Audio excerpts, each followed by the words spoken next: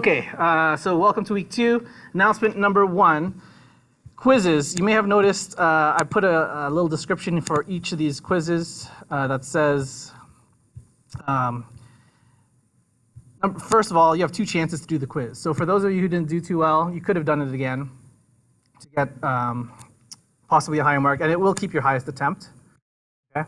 Also, keep note, if once the due date has passed, you won't be able to do the quiz. Now, I realize that this is early in the semester, and some of you had just registered, so that would be an exception. So email me if you haven't done the quiz yet, or any of your in-class exercises or labs. Email me if you're one of those just registered people, and I'll give you the exception.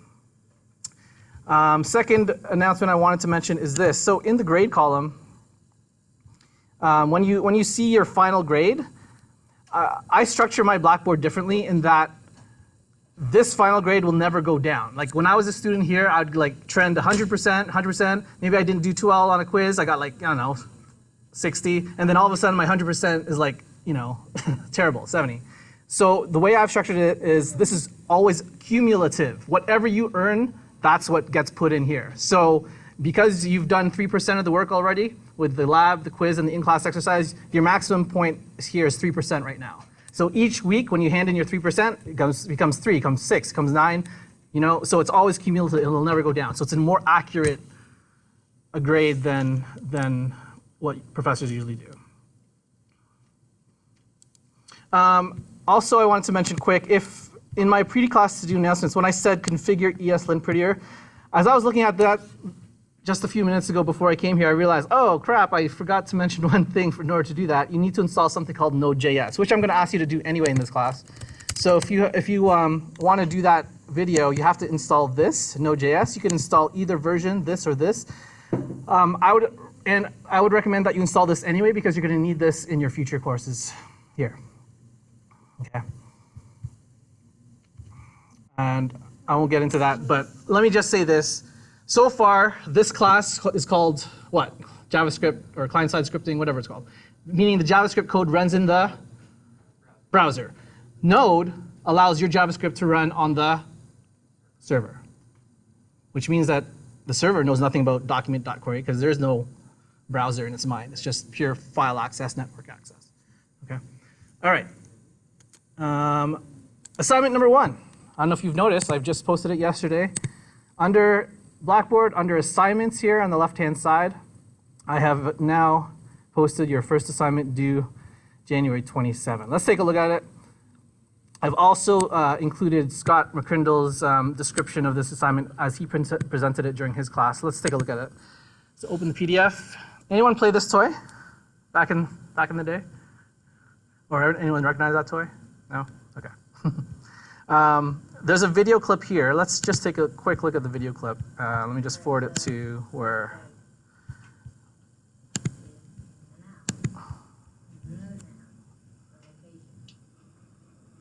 Person, place, and a thing. Now, over here, it's got coordinated buttons to the colors. So, as you press each one, you go down the list. Also, in the corner, they have surprises and playback. So, a surprise will just make up a sentence for you, as implied. And playback, repeat whatever glorious creation you've made. So, let's go through these. The turkey, Mom, Dad, the dog, my teacher, the elephant, the cat. All right. Sat on, ate, danced with, saw, doesn't like. Well, that So, doesn't like. in essence, you get the point. Basically, where'd it go now? You're creating. You're already given the HTML structure, which has, I believe, this. And whenever you press the button or click the button, it goes through the list. So wherever you stop, that's where it kind of selects. Say you selected this one. So I think this was Mom. And then you press this one a couple times, which takes you to maybe this one. Danced with, I think. So Mom danced with. So basically, once you click on this, playback, then it'll say, you know, mom, dance with, the ghost, you know, whatever you chose. So that's what it is. And this surprise button just basically creates something on the fly, randomly. Okay. So watch, now when I assigned this last year, I noticed something which I didn't account for when marking, which I'll mention now, is that this assignment is easy in the sense that when you click a button, the assignment specifically say it'll choose one of these things at random.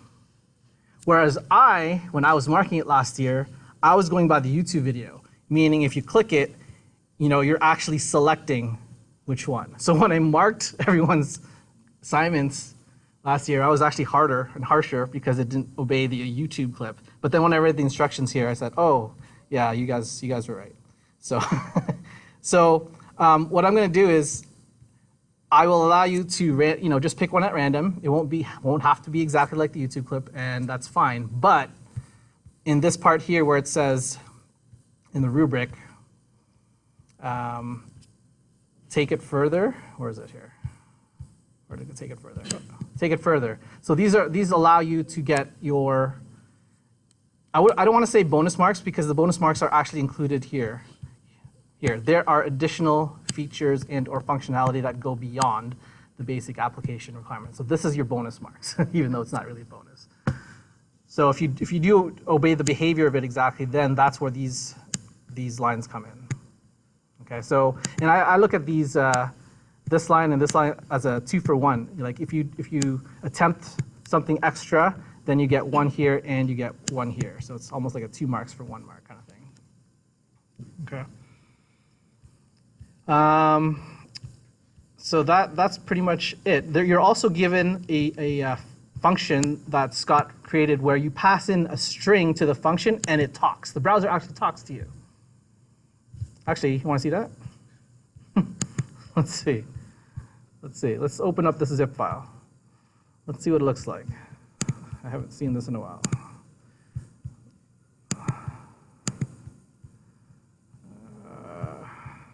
Story breaker. Here. Oh, I should have put it in some place where I can actually find. Oh, there it is. Oh, okay, so this is all you're given. You're just given the button. You have to create those columns yourself, those pictures and all that. Let's look it up here for a second. Open folder, desktop, see and say.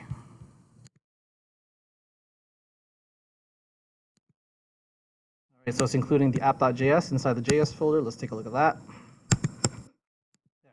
So Scott has given you a function called speak now. So if you pass in a string, then it should speak. Let me try this out. So let me go here and live server. So I'm opening up a live server, local server.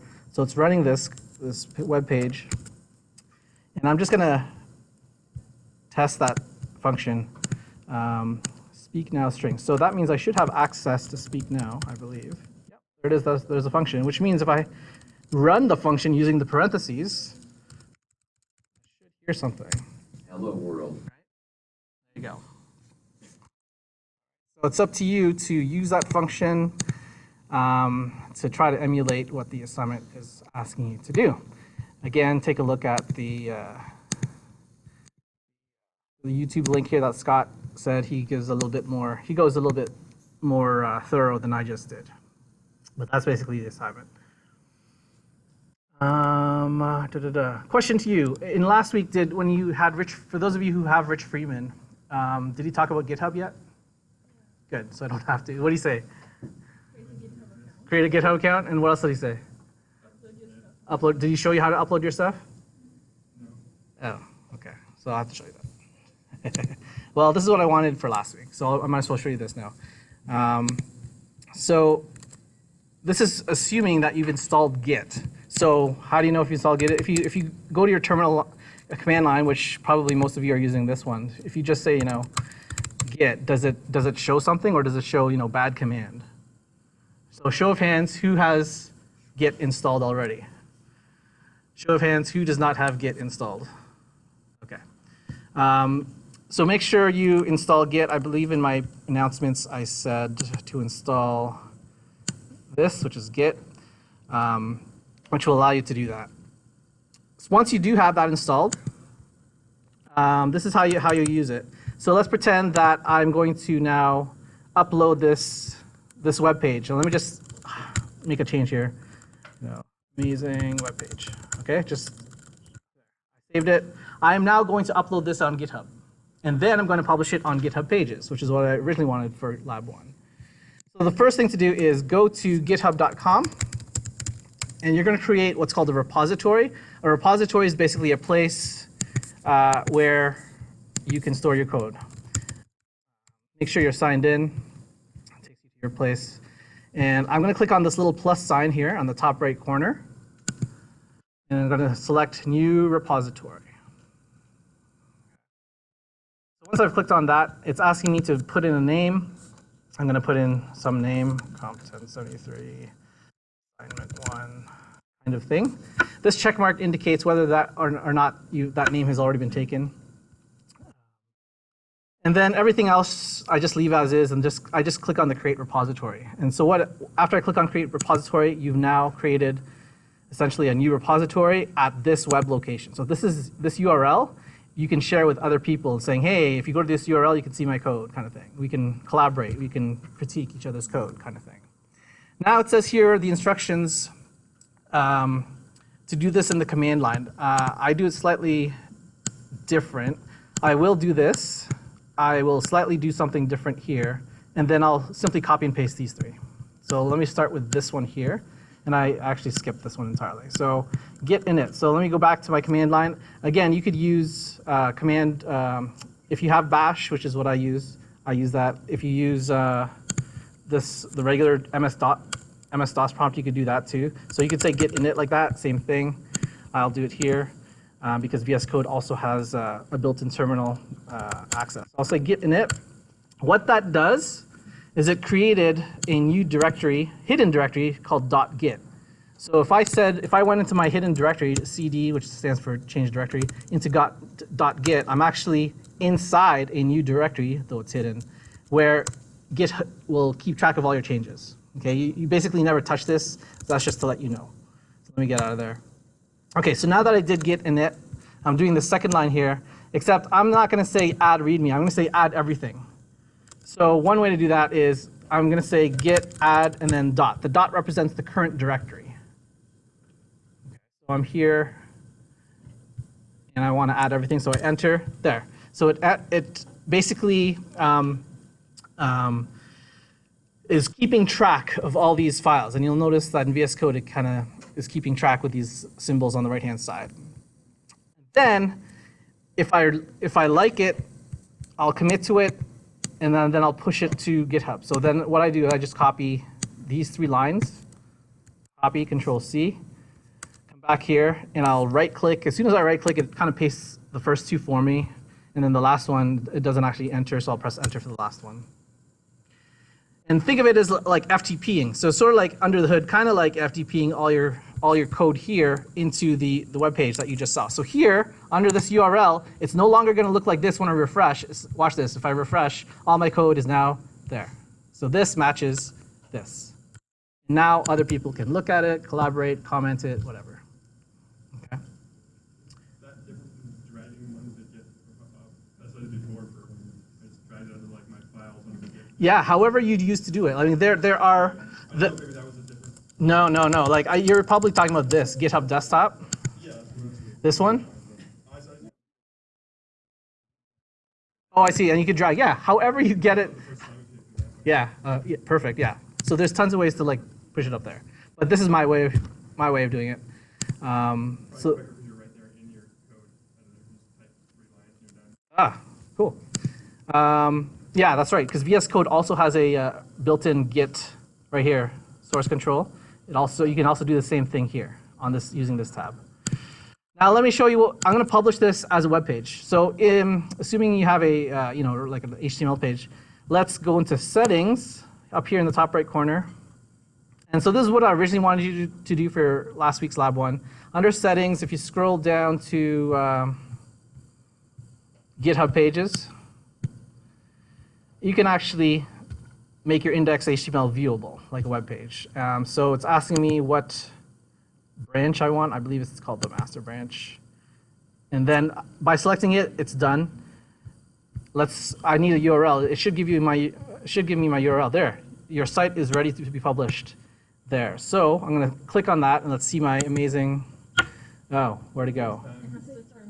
Oh, it has to turn green first? Thank you. So you already know. Half, really? Yeah, like I kept trying, and it was really just basic, like just one HTML page. That's crazy. That's not. I've never experienced that before. Usually it's immediate.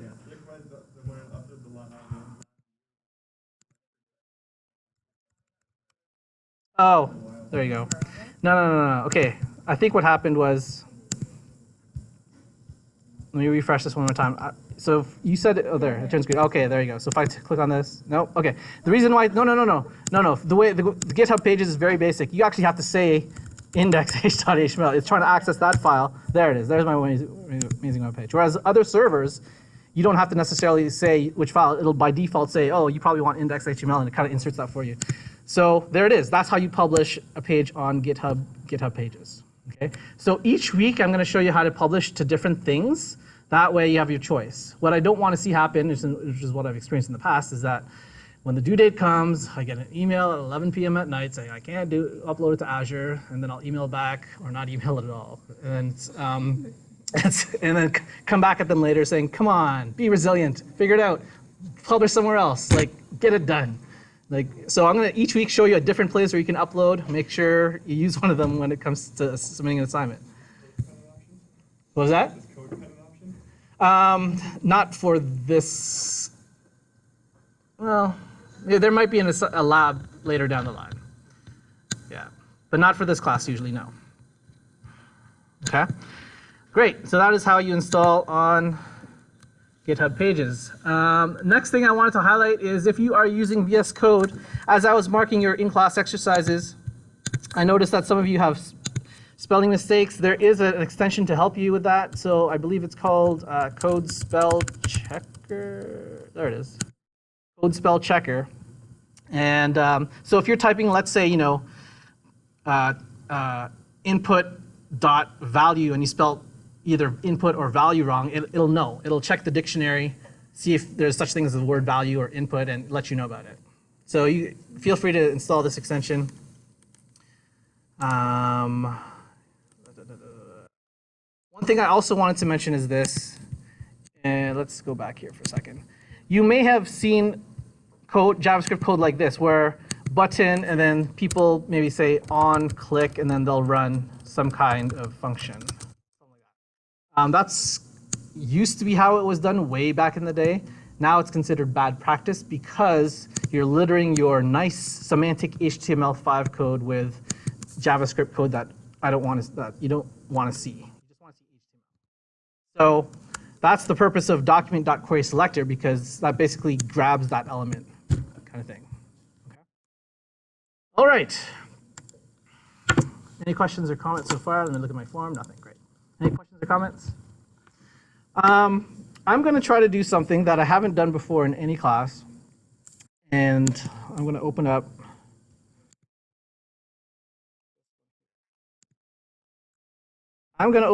actually, one of you have submitted a very nice in-class exercise where you went a little bit beyond, and I'm trying to find it.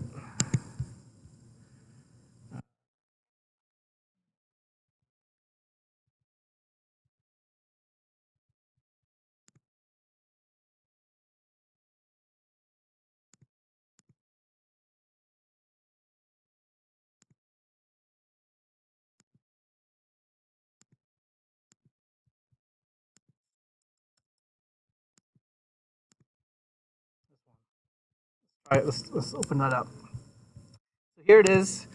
At first, I went to Control-Shift-J because I thought maybe the random number's there. Oh, it's not there. I have to actually guess now. So, so let's go 50.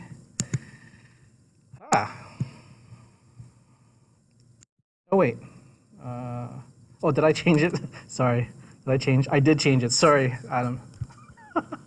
Okay. Yeah. So let me delete that and try that again. I was experimenting with something else on your code, which I'll demonstrate in a second.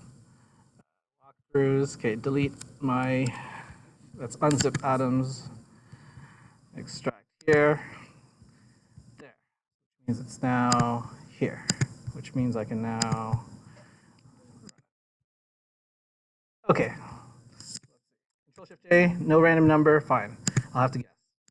50. Too high. 5. Still too high. All right. 10. Oops. 10. But notice what it's doing. Too low. 20. Still too low. 23. Too high. So that's probably 22 or 21. There. So what's different about this that's extra that we didn't do last time? We noticed that he's keeping track of your guesses, so that's nice, for the user. And he's also keeping track of the total amount of guesses.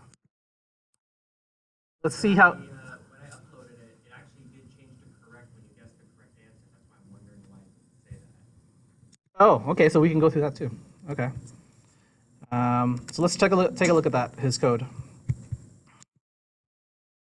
So I'm going to go, because this is an intro to JavaScript class, and I realized that in my advanced JavaScript class that still there are some people that are very confused, like they don't understand JavaScript. This is my first attempt to go to visually show you what's happening under the hood, line by line. Okay, I'm hoping you'll see some, your eyes will be opened. For those of you who are used to programming, this is going to be very basic. I'll try to throw in some interesting things to keep you entertained. Okay, so two things. JavaScript, when it runs, does two things. Number one, it goes through the code line by line, and it executes each line. And that's called thread of execution. That's the first thing. There's only one thread in JavaScript. There's not two threads. And JavaScript can only do one thing. Can't do more than one thing. The second thing is that as it's going through each line, it's saving data in memory so that it can access that later on. That's the only two things. So now I'm going to demonstrate that line by line and that memory stuff, okay, using Adam's code. So comes to the script tag here. It comes to the first line of code. So let's start with so young. What is happening at this line of code, do you think? Just say with words, like just with words, what's happening, do you think? And what I'm looking for is, okay, I'll start it off. I'll start you off. I'm looking for, we're declaring a variable called active guess. That's what I was looking for, okay? So we're declaring a variable called active guess. I'm going to now demonstrate that what's happening under the hood using this Excel sheet. So pretend this is like V8, right? Remember what V8 is, the engine, Chrome. So we have a variable called active guess. That's your identifier. That's your variable name. Is it being assigned to anything? No. What's the value that's here on the right-hand side because if it's not assigned anything? No. Let's check. Go in here. If I say var a, enter, console log a, it's undefined. Console log a is undefined. So that means that this is undefined. That's the value. So the value of active guess is currently undefined at line 1. Okay, so that's the first line. Now it goes to the next line. So try again, so young. What's happening here?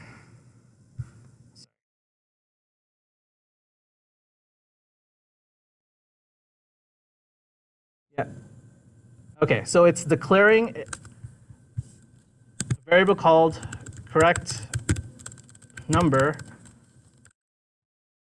Now, here's where it gets interesting. First of all, it looks at this, and what do you think is evaluated first next to so young? With the glasses, yeah. What do you think from this line, what is evaluated first? think of your high school math, BEDMAS. Remember BEDMAS? Brackets, exponents. What's kind of like the first thing it evaluates here? For example, can it run math.floor right now? No. Why? Because it still has to figure out what value to run it on. So here, the answer I was looking for is it's going to run this first, math.random. Okay? So let's pretend it gives you, you know, let's say it gives you like 0.6. So where is it? Here. So I'm just going to copy this line. Correct number. Actually, I'll just say that. Here. Oh, that's terrible. Here. There you go. So it's going to do the math.random first. Let's just pretend it's like 0.851, whatever. Okay? Great. So now it's evaluated to that. So then the next thing it does is what? Same guy. What's his name? Sorry. Okay, yeah. So what happens next? Looks at this. What's evaluated next? Multiply by 200, right? Great. So you multiply that by 100. You're basically moving the decimal places over by 2. So 1, 2 becomes 85.1. Great. Now what happens? Same guy? What does math.floor do? Remember? Let's look it up.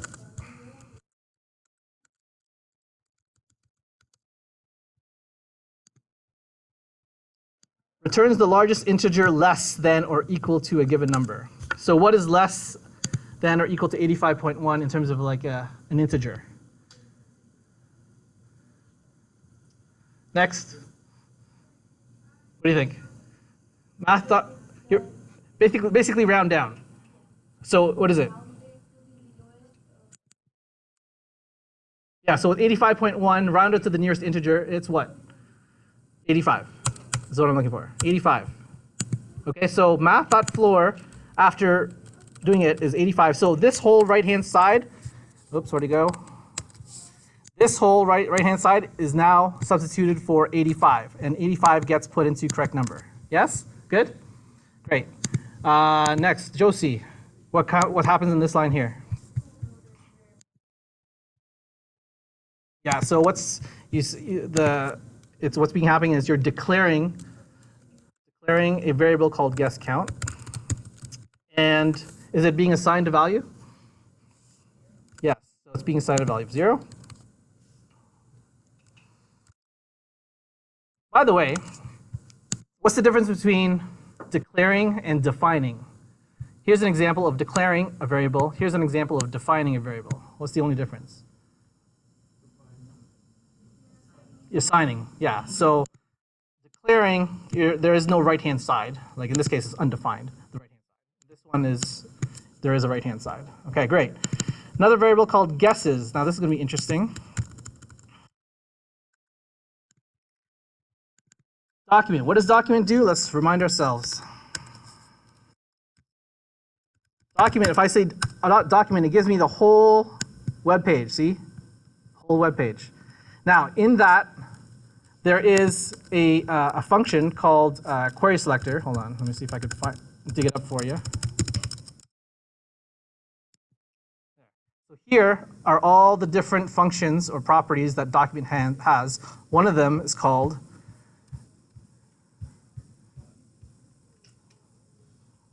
where'd it go? Query selector. Document.querySelector. It's you know what? It's probably somewhere else in Proto. Probably in here in Proto. I won't get into that right now. Which allows you to search whatever's on that web page. Okay, so because we're now searching for, what are we searching for? We're searching for this, hashtag guesses. What does that mean? What is that assuming? Yes, it's assuming that in your HTML that there is at least one tag that has an ID called guesses. Is there? Let's see. H1 doesn't have an ID, P doesn't have an ID, label doesn't have an ID, input has an ID called guess field, but it's not guesses, button has no ID. There it is, P ID is guesses. So I'm going to copy this and basically, oops, where's my Excel? There it is. So guesses is now this, that element, right? Okay, good. Next. And same thing with all of this. Last result, low or high. Let's do that real quick. Last result, low or what did I say? Low, yeah, low or high. And oh, sorry, high is spelled this way. And submit button. They're all using document query selector. Let's see. Last result. That's assuming there's an HTML tag with an ID of last result. Let's take a look. There it is. So let's take that.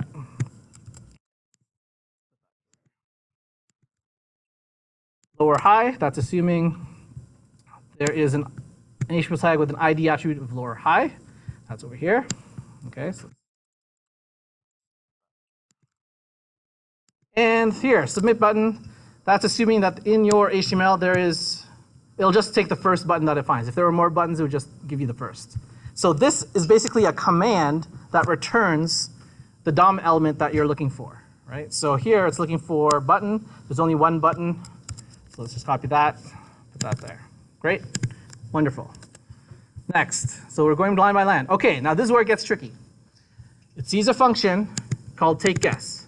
In JavaScript, whenever you see a function, what's happening under the hood is, okay, just like a variable, when you're declaring variables or defining variables, it'll take the name of that function, takeGuess. On the right-hand side is all of this inside the function. You get the point. I just can't scroll right now. So all of this code is on the right-hand side.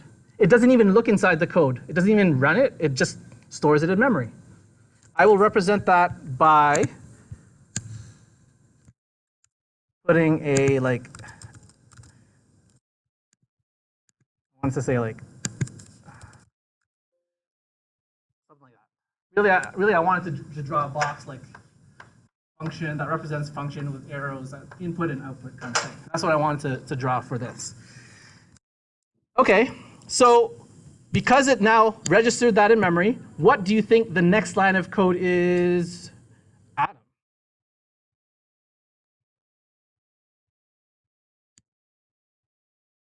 Correct. This is the next line of code.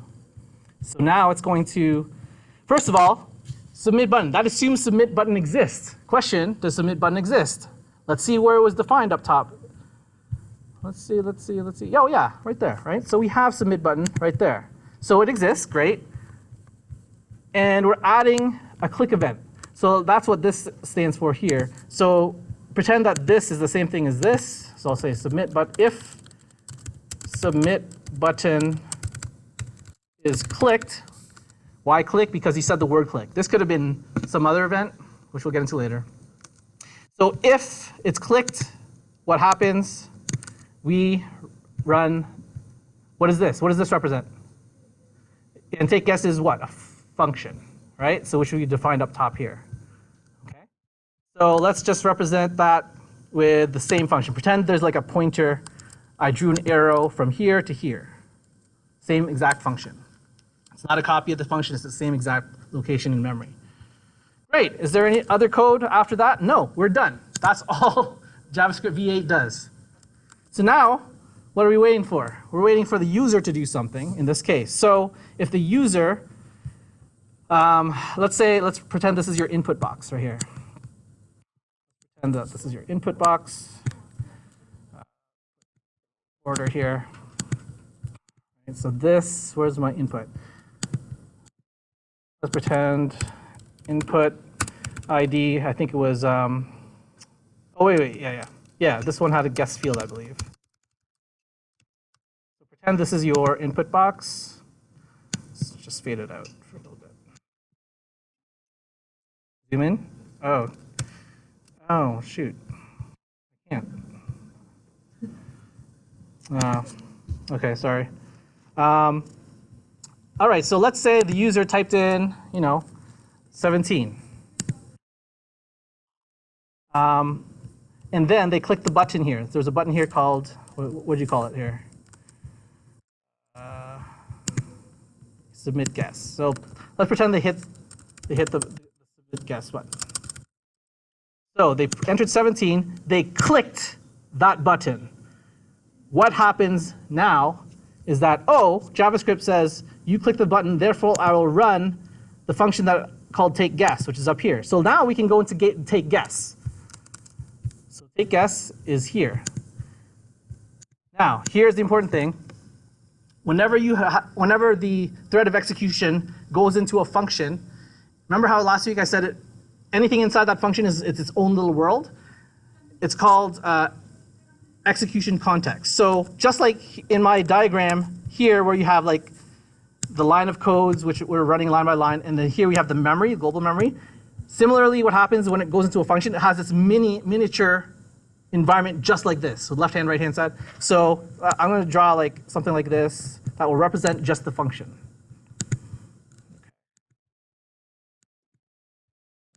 And this function is called take guess.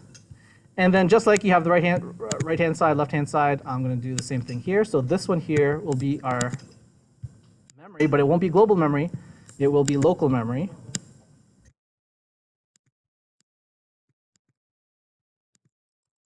Okay, so now the first thing that happens, let's see, where's the code? So it's now going into here. The first thing that happens is it looks for if there's any parameters. In this case, there aren't any. Okay, now it goes into the next line of code. So the next line of code is active guess. What is active guess? Is it here? Do you see active guess in the local memory? No. However, if it doesn't see it in the current scope of the function, it looks outside, one level outside itself, which is now in the global memory. So is there an active guess? Yes. Currently it's undefined. So now we're going to assign active guess to be what? This. What is that? That's the input field. This one here. Now,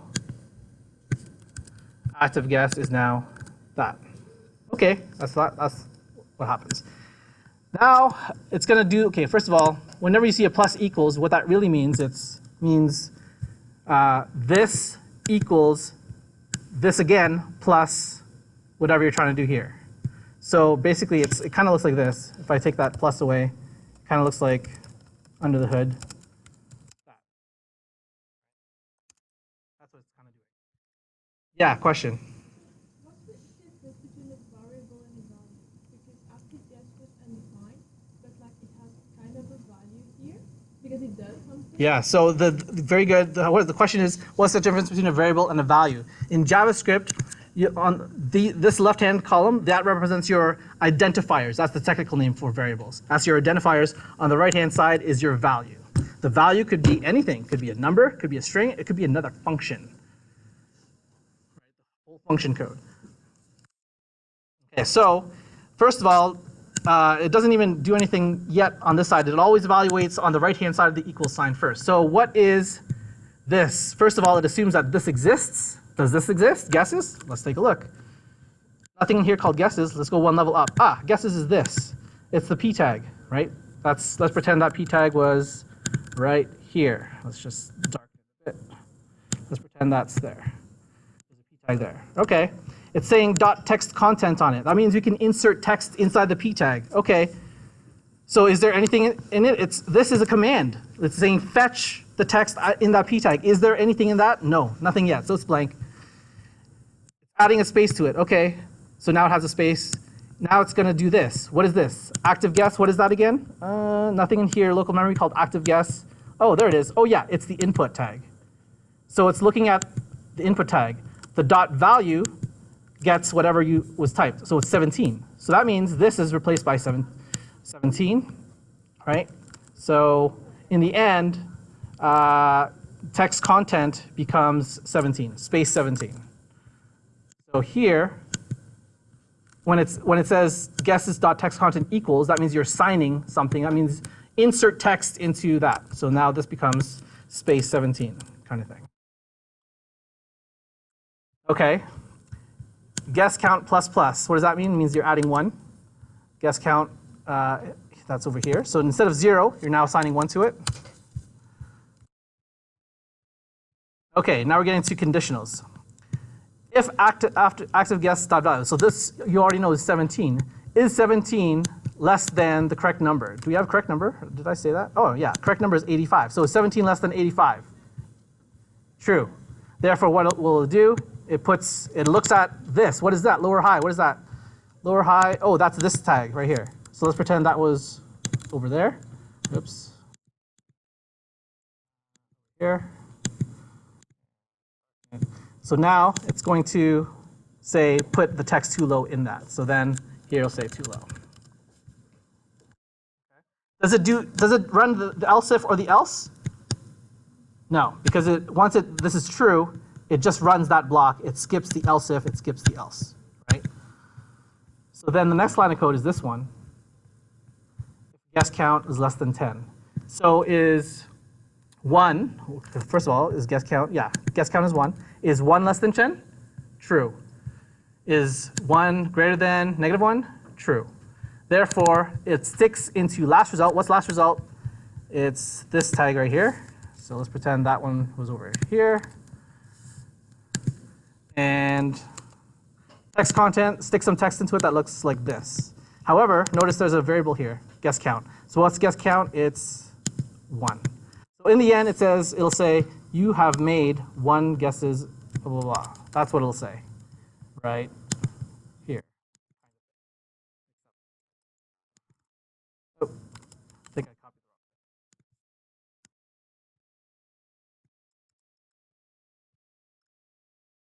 Right? Except it substitutes the guess count for 1. Okay? And then that's it. Now, the thing is, when it reaches the end of the function, which it did right here, what happens is all of this gets erased. It's gone. So I could just delete that entirely. It's as if it never existed.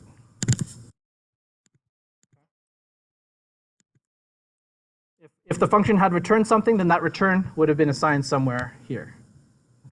But you can hopefully see line by line what's happening under the hood. Okay, I know it was very basic, but I just wanted to make sure that was out of the way. Show of hands. Who thinks that was like way too basic for this class? Okay, that's good. That's what I was hoping for, because I was hoping for you to understand. Okay, it's okay if you offend me. It's all right. Okay. Other things I wanted to mention. You can also style something. So let's go back to Adam's code, for example. Let's say, actually, let's look at the correct. So why isn't the correct working here? Last result text content should have been correct. The last result should have been. So you know what? I'm just going to console log the correct number here. Let's debug this. So it's 83. 83. Huh. So let's see if it actually goes here. Alert, hey, inside else. Let's see if that happens. 88. 88. Yeah, okay. So we're inside the else loop.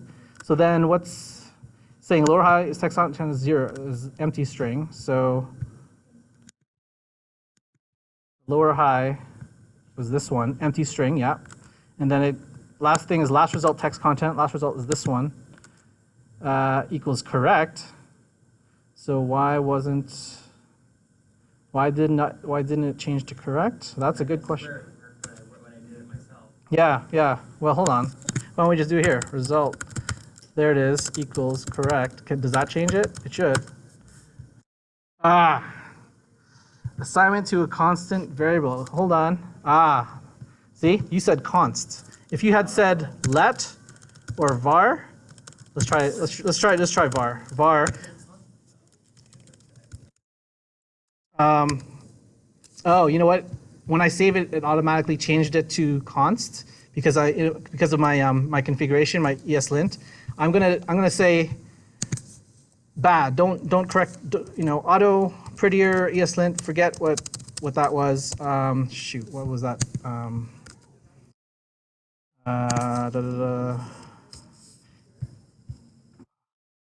Variable. Shoot.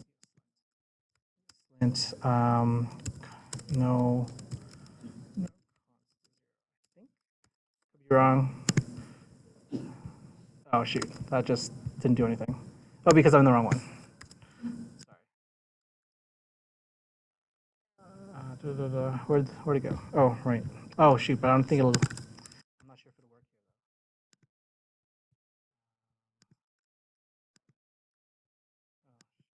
here. You know what, forget. I'm confusing you. Yeah, so that should have been a let, but whenever I say save, it, oh wait, how come that one worked with let? With var, can I do with var? Every time I say Control S to save, it automatically changes to constant. I didn't want to do that. But if that had been var, that would have worked. That's why. Okay. Great. I'm going to open up another student's work, and it has some bugs in it. And now, hopefully, you can tell me what's wrong. Open up.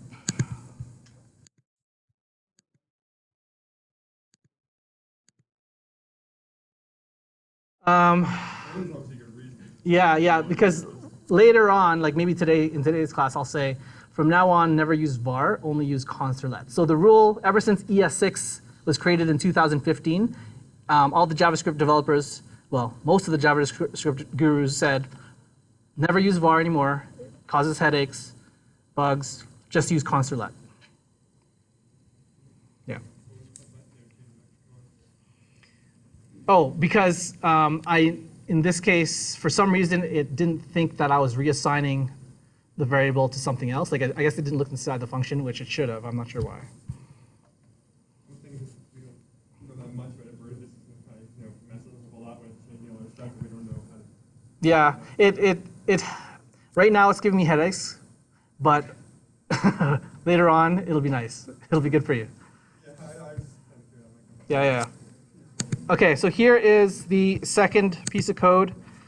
Let me delete this and this. Let me open this one.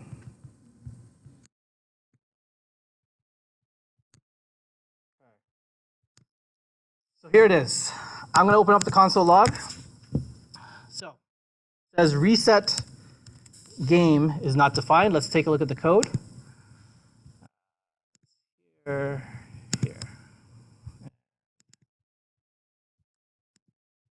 There's the HTML, and there's the JavaScript.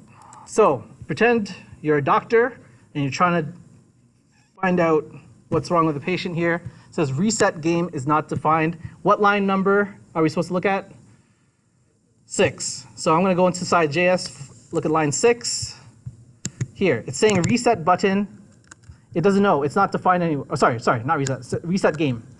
Reset game is here. It's saying this is not defined anywhere. What does this mean again when something is placed here in this position, in this kind of call? What is this referring to? It's assuming what? Assuming there's a function that exists called reset game. It's assuming that there's a function that says function reset game, blah, blah, blah, blah, blah, blah, blah. Is there one like that in this code? Can you see that? Is there one like that? No. That's why. Okay. First of all, I noticed that there's two functions called decide if one.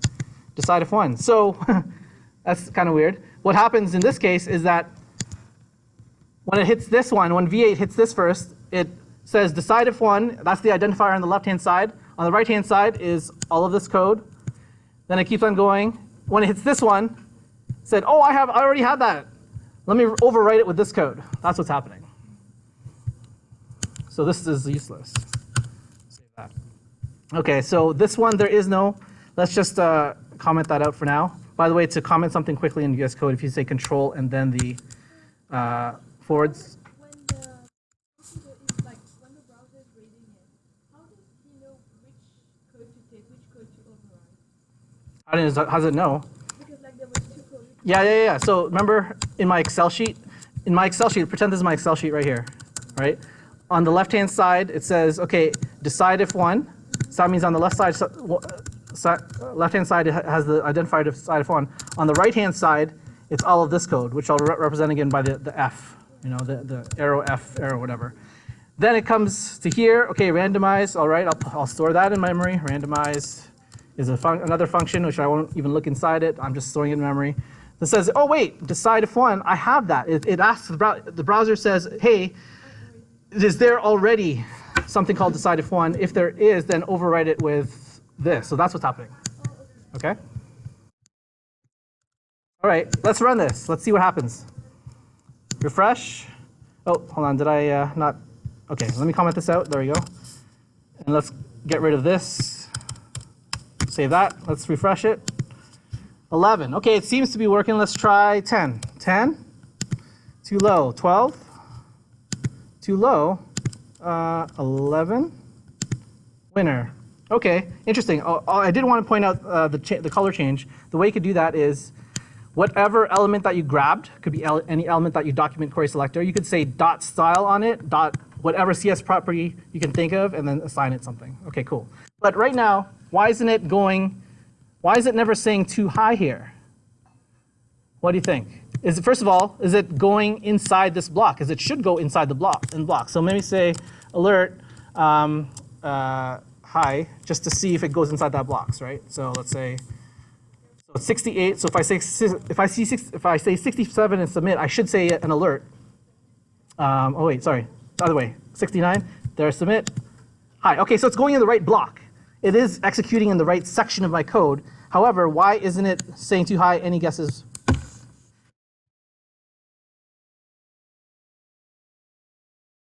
Yeah, misspelled. Okay, so text content is misspelled. That should happen. Now it should work if I refresh. Let's get rid of the alert for a second. So it's 80. So if I say 81, submit. Oh, how come it? Okay, too high. I thought I refreshed with the alert gone. Oops. So it is working. So it says too high. So that's great. So that's how you debug code. I'm now going to show you, before we hit break, I'm going to show you a handful of examples I showed last year based on other students' work, where they submitted their stuff, it didn't work, and I showed you screenshots of their JS and their HTML, and you as a group take 1 minute to figure out why, and then I'll pick a group to reveal the answer. Okay. Here is the first one. Here. Here's both the JavaScript and here's the HTML. The error message is, let's see if I can put this down here. No, down here. Can I? I want this to be down here. Shoot. I had it before. Can I not go here?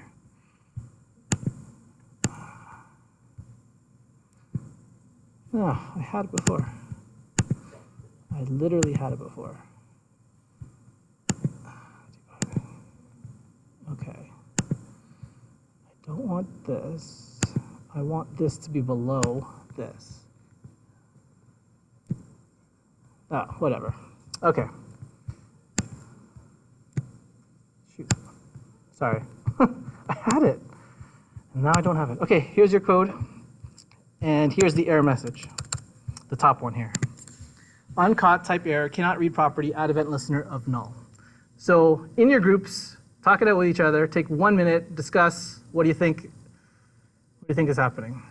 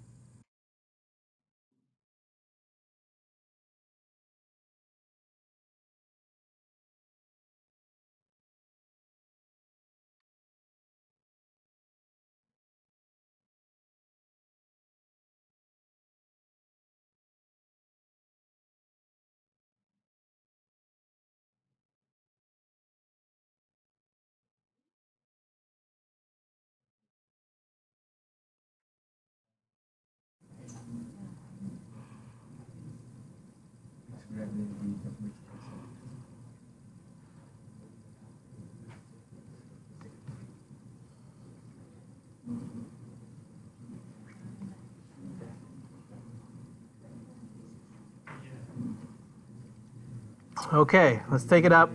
Let me ask, I'm going to pick on That group, Braden.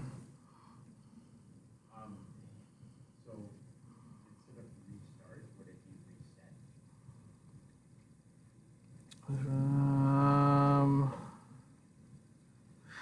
Oh, I see. Instead of this restart, you're going to say this reset here. Nope. That reset is already taken into account here. You're basically saying this reset represents the button that has the ID of reset. So imagine a button tag in your mind, and now you're attaching to that button a click event. So if the user clicks on that button, this function should run. That's how to interpret that. So restart should be a function that's defined. The question is that function defined? Oh, sorry, my bad. Even before that happens, there's something greater, which is what I was looking for. Forget what I just said. What's the error on this line here in line 11? Var? Nope.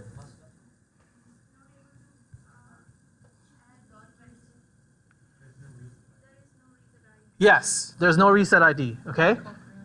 Yeah, because look, it's called random here. Does that make sense? So as a doctor of JavaScript, when you see this error message, first of all, this is another way to interpret this. It says cannot read property add event listener of null. So where is that on line 12? It's right here. That means to this add event listener property, look at the dot. Anything to the left of the dot is null. That means, oh crap, reset is null. Where was reset defined? It was defined up here. Something is wrong with this line. Is it spelling? Is it case sensitivity? No, it has to be this, reset. So maybe there's no such thing as a reset. So you go through here saying, is there a tag with an ID of reset? There is none. Maybe he meant random, but then he should have put random there. Does that make sense? Next.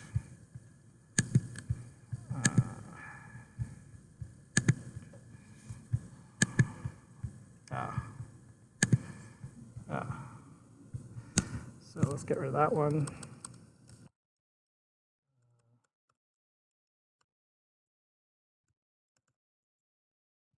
Okay.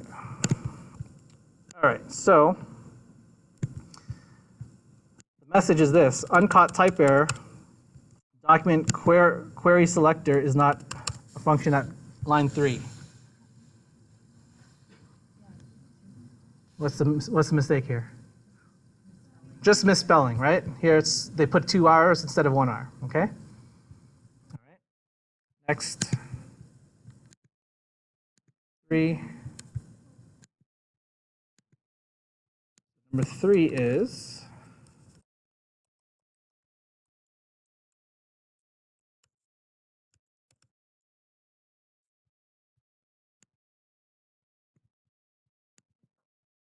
cannot read property add event listener of null at line 4. So almost perhaps the same thing.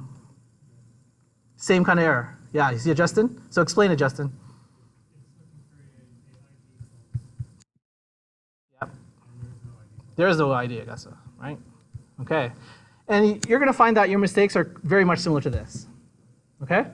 Let me just see if there's one more that's different that you haven't seen before. Let me just take a look at this one. I can't read. You've seen that before. Reference is not defined. Yeah, I think you're good. I think you're good. So let's take a 10. What time is it? Let's take a 10-minute break. We'll have another 10-minute break later, and then we'll get into our exercise files. Okay.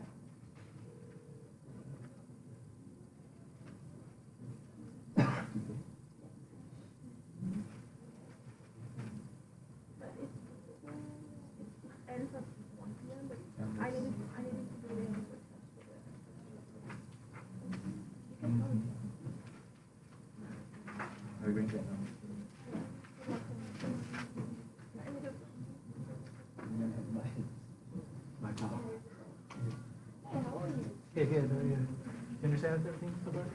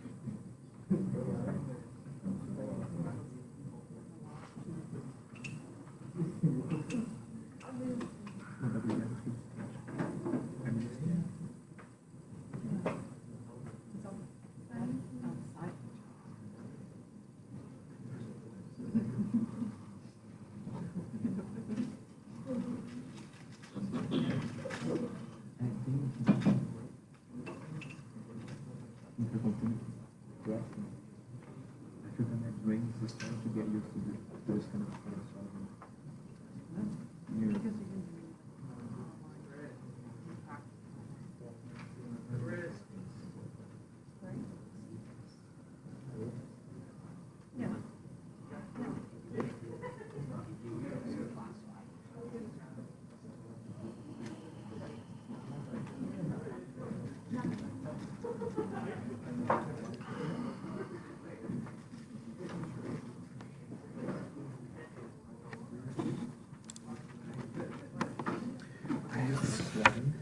Could you teach me how to open the terminal? I don't know. And so I'm not familiar with Sublime, but maybe View, maybe under View, it might have something.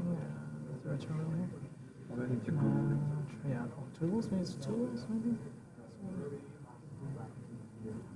I'm sure. Look, I have Git here. Oh, okay. Yeah. Well, you know what? You have Apple. You have a good terminal anyway. You can just use that. You don't have to use the one that's in Sublime. Just use your regular terminal. There you go. Just use that. The bash? Yeah.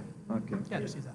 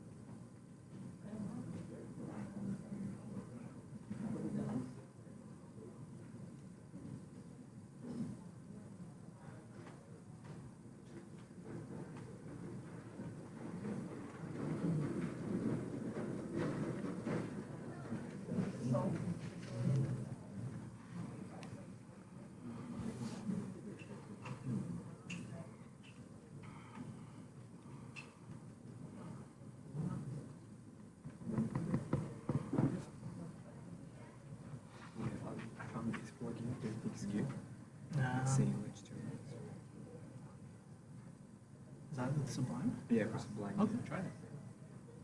Oh, I see. Yeah. Sublime terminal. Oh, that's Yeah. good. Cool. Yeah, try I'm that. gonna install this. Yeah. Again, you don't have to install a terminal inside your Sublime. You can just use the regular terminal of that. Yeah, but it's up to you. Okay, 10 minutes is up. I'll give you another 10-minute break a little bit later. But we're going to cover what Scott has for us. So if you open up week 2, let me just see if there's any questions. No questions. Good. And I want you to open up this here, this file, lesson files, store it somewhere. So let's store it under, let's say, 2. Okay, so I'm saving that zip. Open the zip file, and let's take a look at it.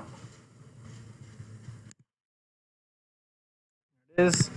You can get rid of the zip file. You can get rid of that Mac OS X folder. You don't need that. That's just the remnant of Scott's laptop. And then you can get into that, and you can open up these different ones. So let's open up the variables one. So open up that one. If you open up that variables, you just get this page. But what I want you to do is open up in your editor. So open the variables web page.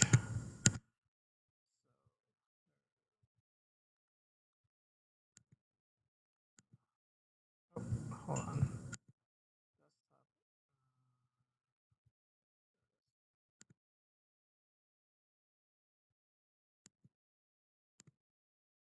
So you'll notice in the variables.html webpage, there's a bunch of comments and questions. So we're just going to quickly go through this.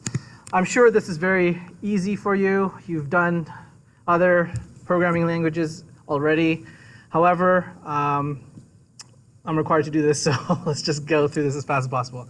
Number one, in JavaScript, there are 3 ways to declare a variable. And as you've seen before, we've been using var, we've been using var, we've been using that throughout. But now, here's where I'm going to change what this course really requires. So this course really just sticks to var. However, I'm going to say, from now on, never use var, only use const or let. Okay, so think of var as let. The two are like each other in that they can be reassigned. Const, you can't reassign a value to that. Okay, so just as an example, here's var a equals apple. If I say a equals pear, and then console log a, it's now pear. I can do the same thing with let. Let a equals pear. This one, right. Okay, let me refresh it. Clean slate, let a equals pear, a equals pineapple, console log a, it's now pineapple, right? Same thing. Now, okay, great question. I was going to get into that in another class, but you forced my hand, so I shall tell you. Here's what's happening under the hood. Remember the whole, okay, let me start with this sentence. JavaScript, all it really is about objects. What is an object? Left hand, right hand side, right? Identifier, value. When you say var Hong, because that's your name, right? Right? Is it Hong? HU, okay. Right? Is that right? So whenever you say var variable name, what's happening under the hood is this.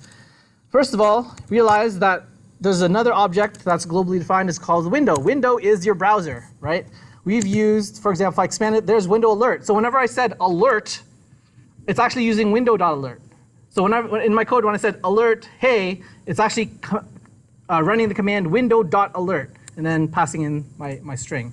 So here are all the different methods and properties that window has. But check it out.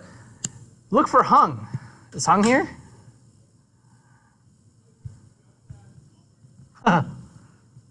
Interesting. So this brings up another good example. Let's try this. I'm going to try this for a second. I'm going to say hung1.html. I'm going to define hung2.html. In hung1, I'm going to say this in the script. Oh, thank you. Yeah. Okay. Sorry. I didn't want that. I wanted hung1.js and hung2.js. That's what I wanted. And let's get one index file that includes both of them. Okay, so in my script, I'm going to have hung1.js and then hung2.js right after that. Let's go inside here. Hung1.js. Let's say var hung equals student on that one. And then the 2, I'll say, oh, shoot. I didn't want that. Hold on.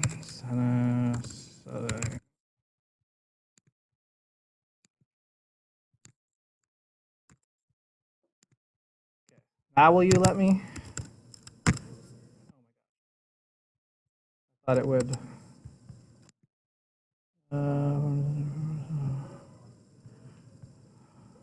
Oh, it's this one. Okay, now will you let me have it? Save. Oh my gosh. Was that? Yeah, shoot. You'd think I know how to disable it from here. Where's my ESLint stuff?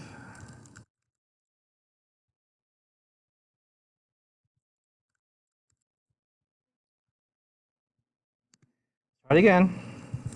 Please. Woohoo! All right. So I got var hung equals student for that one. I got var hung equals Georgian for that one. Okay? What do you think will happen if I open this web page? There's the open web page. Go to the console. And I type in Actually, I won't type it in. I'll just say, from here, I'll say console log hung. What do you think is going to print here? Oh, right. it just showed you. So what's happening here is the first one is being overwritten by the second one. Why? Because when I said in the first one, var hung, it stuck it to the window. Window.hung equals student. Then when it loaded the second script, it did the same thing. Window.hung equals Georgian. So it just overwrote it. Do you see the danger of var? Because another programmer can write another script, attach it right after your script, and if they use the same name as you, your code doesn't work. That's why no one wants you to use var anymore. So instead, use const and let. So that is the number one reason why I use let, because let won't let you do that. What if it was let like 2 lets? Okay, let's try that. Like 2 lets like that? Yes. Okay, let's try it. I don't know. It shouldn't. But actually, I should put I should put it here as well.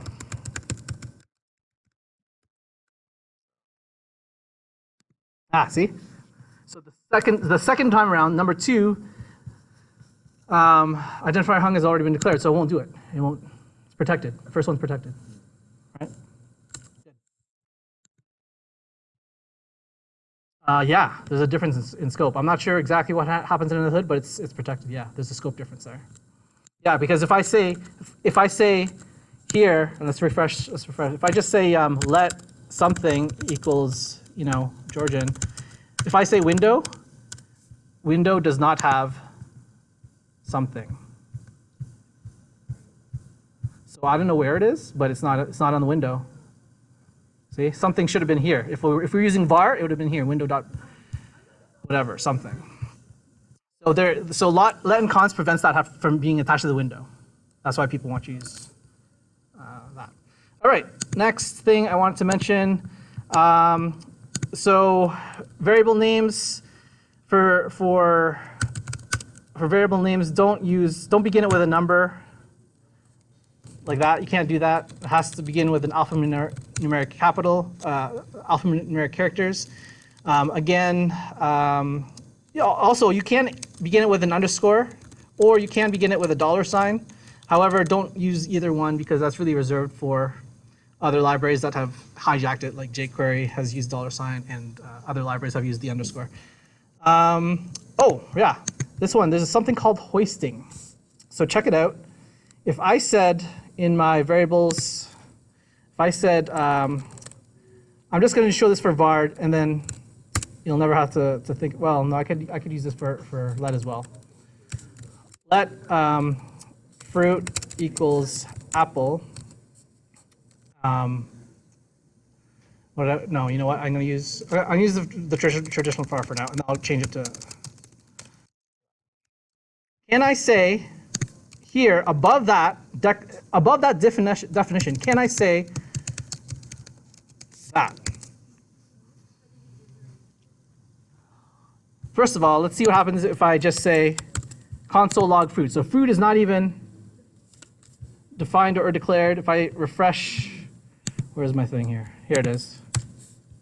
Reference error. Fruit is not defined. Now, if I uncomment this, what do you think might happen now? Let's see. Refresh. Huh. Undefined. That means it exists. It just has the right-hand side is undefined. How did the left-hand side exist, but the right-hand side undefined? There's something in JavaScript called hoisting. What's really happening is the browser goes through all the code first. It says, oh, var fruit equals apple. So whenever it ever sees var, it kind of takes that, cuts it out, puts it at the very top of your code. So pretend this is your very top of your code, and it pastes it in, put it there. But it's really fruit is up top, and it's undefined on the right-hand side. And then when it comes down to that line of code that it originally was in, it now assigns fruit equals apple. That's what's happening under the hood. So when it said console log fruit, fruit was already defined up here, or declared up here. It just had no value, so it was undefined. But that's what's happening under the hood. Question. This is why let and const was invented. To kind of, let's change it around to let. Let's change it around. So let's go back to what we had before. If I said console log fruit, reference error. If I said let's see what happens now. Cannot access fruit before initialization. That's proper, right? That's what you're expecting. That's what good programming languages should do, right? So again, from now on in, don't use var, just use letter const. Const again is something you can't reassign. So if I said here, const school equals Georgian, I can't later on say school equals Seneca. I can't do that, okay? Whereas let you can. However, I'm going to say right now, when you get into objects and arrays, you're going to see that you actually can modify a const array and const object. We'll get into that later. You can't modify the primitive values. You can't, basically const means you can't modify the value. But when we come to arrays and objects, we'll get into that. I don't want to confuse you now. Okay. A word about improper. So back before ES6 happened, you could have done this instead of saying var, dog equals Fluffy. You could have just did improper dog equals Fluffy, and it would have worked. However, that's considered bad programming style, and that's why they invented, before ES6 happened, they invented something called use strict. So if you put use strict at the top of your script, enter, then try, cat equals Fluffy, it should complain. Oh, hold on. Let me do an actual thing here. If I say use strict, and then if I say cat equals Fluffy, it should complain because it's improper. See? But if I had taken away the use strict and just said that, it should work. See, it shouldn't complain, right? So that's why use strict was invented. It's kind of to prevent you to prevent you from writing bad code. However, with ES6 that came in, there's something called modules where you can, in your script tag, you can say type equals module. And by default, everything inside that script tag is now use strict. So going forward, I won't have to tell you say use strict, because in the future, you'll be writing everything in modules anyway, and it'll be use strict. And plus, your ESLint and prettifier will take care of your bad code kind of thing. Not all of them, just some of them. OK. So let's see what else. Initializing variables, updating variables. OK. Types. Let me show you this. JS types. There's 7 of them, I think. I gave this link somewhere, I think, in the Blackboard. So in other programming languages, you have different types. Like maybe you have the int type, and then you have a float type. Here in JavaScript, there's only 7. Null, undefined, Boolean, number, which includes all kinds of numbers, float, ints, whatever, string, object, symbol. That's it. Okay, so these here, the Boolean, the number, and the string, they're known as primitive types. And then the object, that's a little bit more complex. Okay, which we'll get into later.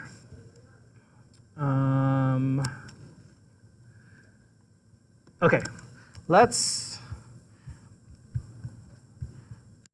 Oh, by the way, remember last week when I said learn Emmet? So here's an example of Emmet. If I wanted to create an unordered list, I could say ul list times 10, and that would give me tab. That would give me that. I showed you that last week. Here's a couple more tips. If you wanted to include, let's say, a number inside your list tag, what you could say inside here, you could say $.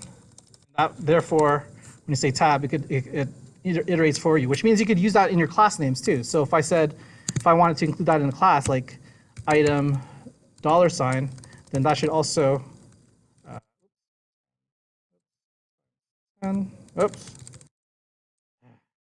times 10, see? So you could do something like that. Anyways, that's just neither here nor there.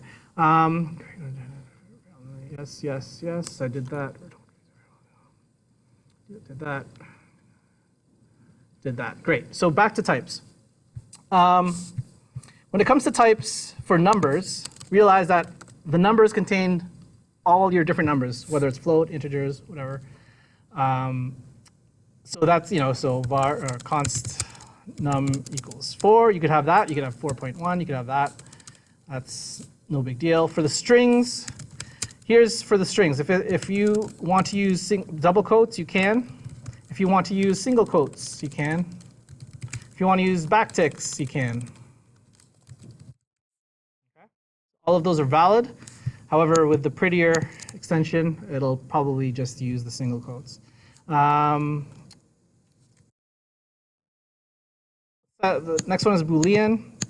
So usually I name my variable names is whatever. So is checked, and it could be true or it could be false. Okay. However, I did want to say something about this Boolean's truthy falsy stuff. And this may be different from other programming languages. Truthy and falsy in JavaScript. There's something you need to know.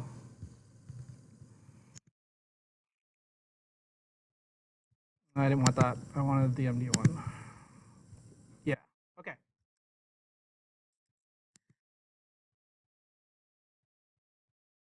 A truthy value is a value that is considered true when encountered in a Boolean context. All values are truthy unless they are defined as one of these types. So if a type is false, if the value is false inside the variable, then it's false. If it's 0, it's false. If it's 0n, it's false. If it's empty string, it's false. If it's null, it's false. If it's undefined, it's false. If it's any. So that means all of these examples are considered true. So if you have just Boolean value true, that obviously is true. If you have an empty object, that is considered true. If you have an empty array, that's evaluated as true. Any number other than 0 is evaluated true. Here's a tricky one. A string of 0 is considered true. Because, again, an empty string is false. Any other string not empty string is considered true. So all of these examples are true. That's the difference with other programming, as compared to other programming languages. And that could be, so that's something to keep in mind when it comes to Booleans.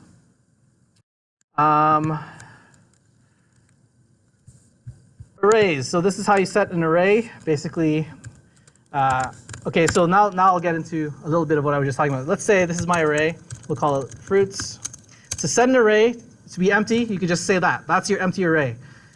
Or you could just populate it like this. Apples, pears.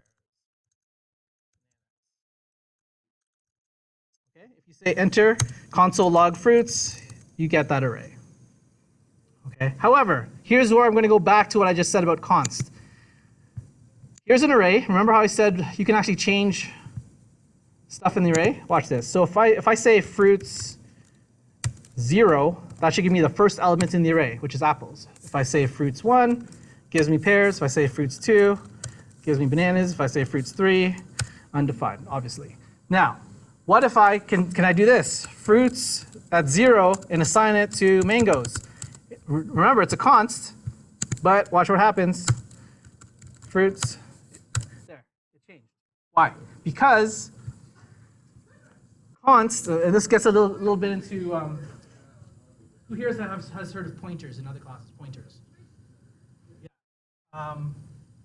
So what's happening here is when you say const fruits, okay, so the memory, here's your memory. Here's the left-hand side, fruits, that's your identifier.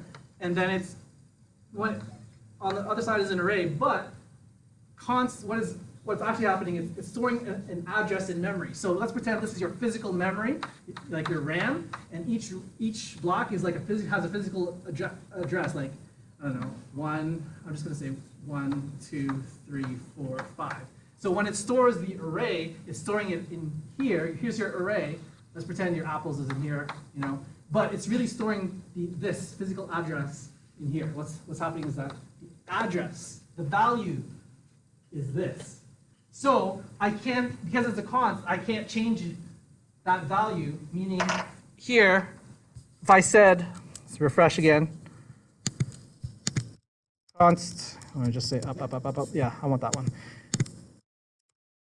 because it's storing the value, the address, or a pointer, or a reference to something in memory, I can no longer say fruits equals some other array, even if it's an empty array. I can't say that. Assignment to a constant variable, it's illegal. Right? So think of it, another analogy is,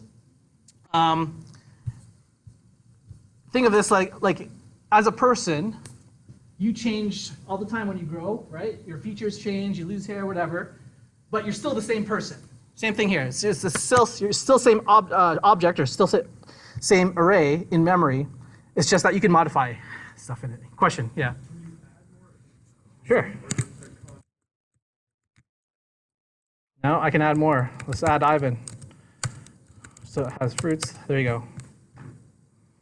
Yeah, I can add more. Yeah, but the memory, the location of this array in memory is still the same. It still has the address of 1, let's say. So that's what a pointer is. It's pointing to the address. Same thing with objects, which is where we're getting into next. Objects. So an object is, let's do the const again. Let person equals, and this is where I want you to pay attention, because everything in JavaScript is an object, which is basically starting with curly braces, and then you have maybe some pair values. So on the left-hand side, you got something called the key or property, and the left-hand side, you got the value of that property. You separate things with commas, so whatever. Then enter that. So then I just create an object. I say person, console log person, gives me that object back. Okay? Can I change the because it's a const, can I change the person in terms of like making person assigned to something else? So can I say person equals some other object if I had filled it or not?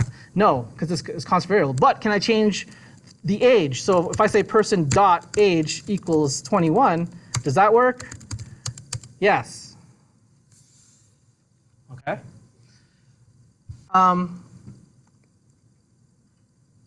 We're going to get into objects after the reading week, but let me just say this structure and how to access its variables through the dot notation is of utmost importance in JavaScript. All my advanced JavaScript course is dealing with this, where you're getting tons and tons of data. Like check this out. All of you have a GitHub account right now, yeah? Try this. API, type this in your browser, api.github.com/users, that's with an S at the end, / your GitHub username. See what it gives you. Does it give you this? Something like that. Let's look at this. Right? This is what JavaScript is all about now. It's just giving you data that looks like objects. This is called JSON. JSON is an acronym for JavaScript Object Notations, which is great because if you want to make a website that doesn't reload every time you click a button or click a link, what you can do is, if a user clicks a button, you can programmatically tell JavaScript, hey, JavaScript, go to this api.github.com, grab all this data, and now that I have the data, I can now change the page immediately without, I could create some new elements on the page dynamically right there and then live, create a new h1 tag, create a new image tag, and have the image tag point to this guy right here. There. So that image tag will have that. Create a new h1 tag, have it, have this text in it. Create a new whatever link to a blog, and it'll go to this website, kind of thing. And so that's what JavaScript is all about nowadays. It's grabbing objects from different websites and creating HTML on the fly in the browser. That's what it's all about. And we'll get into that latter half of the semester. Let's see, is that one of the, yeah, so that's types.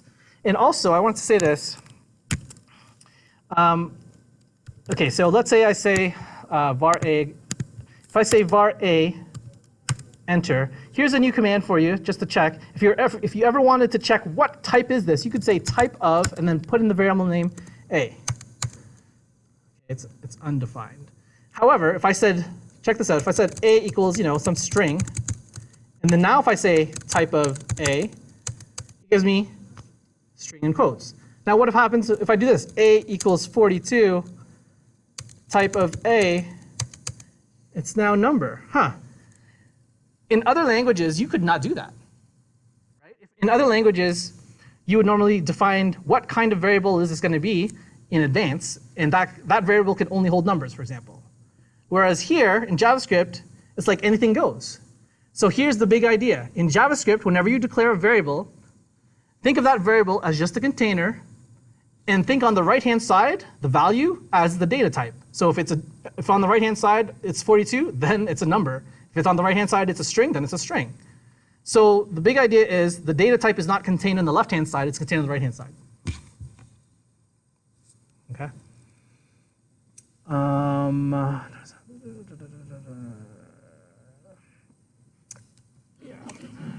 Yeah. Okay, good. I think that's all I wanted to say for that. Let me close out the variables for a second. Let me go to numbers. Just let me open this up. I think I already mentioned that there's now in Scott McCrindle's screencast, he mentioned that there are data types like integer and float in JavaScript. That's not true. It's just one data type. It's just number. Okay? You can also have binary, octal, hexadecimal. I've never used any of them, so don't worry about it. Arithmetic operators, again, think of bed mass. That's that. Try declaring. Right, use parentheses if you need to do something first, like bed mass. Oh yeah, increment and decrement operators. Check this out. What is the difference? Let me refresh the page. Let's say let a equals 1. What is the difference between a++ and ++a? So what do you think is going to happen if I press enter right now? What do you think the output of this line of code evaluates to? 1? Show of hands who thinks it's 1. Show of hands who thinks it's 2. Okay, let's check it out. Enter. It evaluates to 1. But wait a minute. If I console log a, it's 2. So what's happening?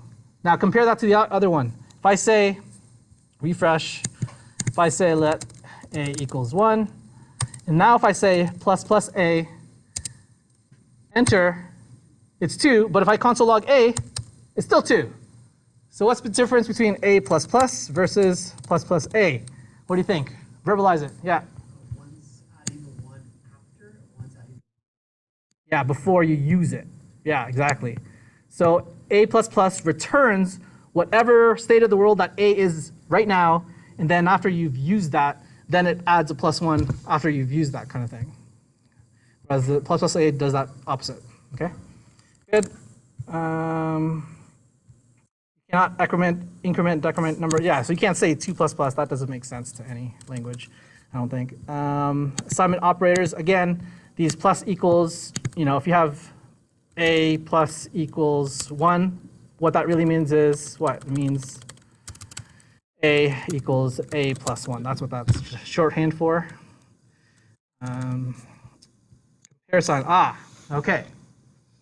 Here's where people get tripped up, is the double equals versus triple equals and all of that. Let's try this.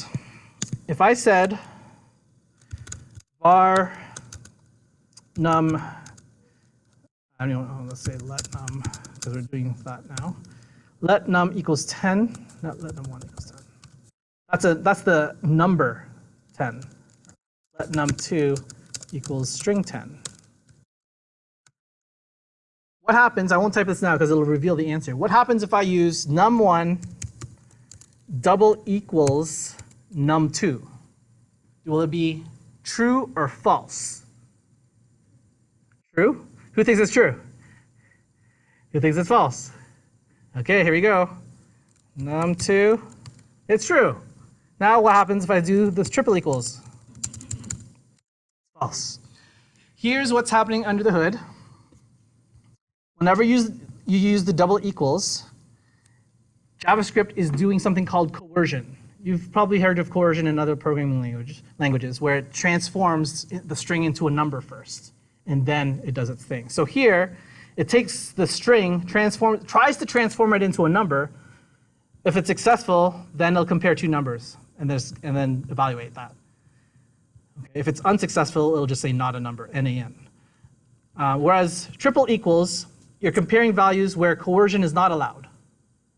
Some people like to give this analogy. Double equals is both the data types does not have to be the same, but the values can be the same. And some people say triple equals means both values and data types have to be the same. But the real, which I get, I mean, yeah, but the real answer is double equals is using coercion, triple equals is not using coercion. Okay? The standard that most developers will say nowadays is just use triple equals always and forget about the double equals. I will side with Kyle Simpson, one of the JavaScript gurus who say, no, if you know how double equals works, then use it. Because remember in our guess, in our lab 1 guess, where we got a number from the input box, is that number of data type string or number? String. Yet in our code we said, is input number less than our correct answer? But the data type of this is string, but our correct answer was actually a number. So underneath the hood, what's happening is this is being coerced into a number, and then it's evaluated. Okay. But let me just show you what happens if you say let num3 equals apple, and then I'll just do something crazy like is num1 equal to num3. Oh, hold on. I didn't want that. I wanted something that would give a number. Like I'll just force it. Can I do this? Yeah. I wanted to see something like that. I tried to cast it as a number. This is called casting, where you're trying to force something to be a number, and it just won't happen. Anyways, I could do this with num2, right? Num2, and now see, notice how in Chrome you have the red font plus the quotes, and then that's if it's a string. But here it's the actual integer. Right? So num2 by default is a string, but if I cast it into a number, it can be a number. But I didn't have to use that because I just used the. You could just use the double equals or the greater or less than sign. It kind of takes care of it for you. Okay. So that's that one. Strings, let me just open up strings. Creating strings, you can use single double quotes, I said that. Oh yeah, escaping characters. So you've probably seen this in other languages where you say, let sentence equals, and you want to say, actually let me use single quotes just to be, I don't know. What's wrong with this formation?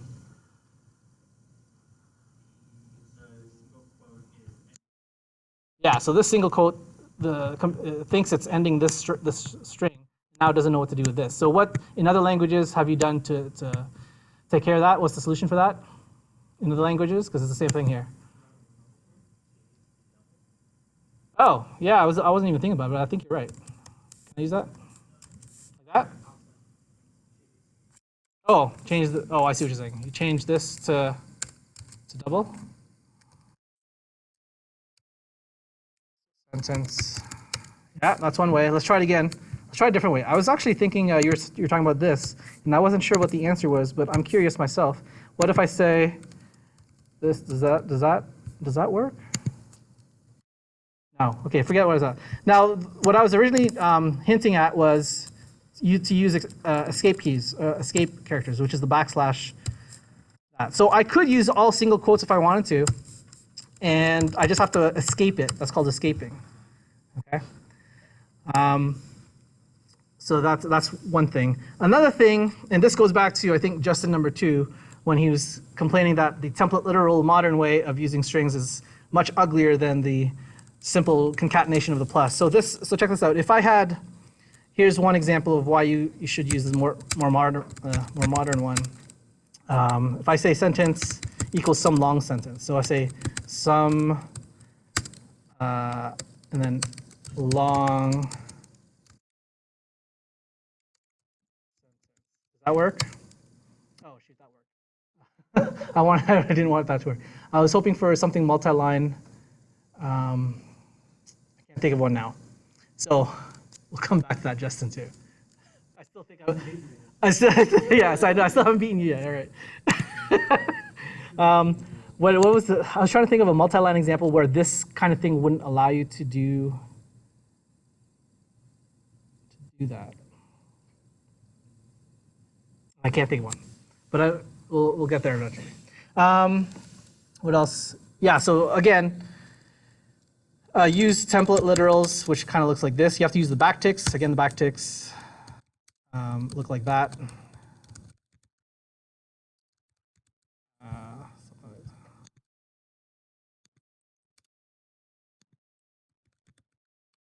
Right, kind of thing. So I do want you to use the modern way from now on if you can.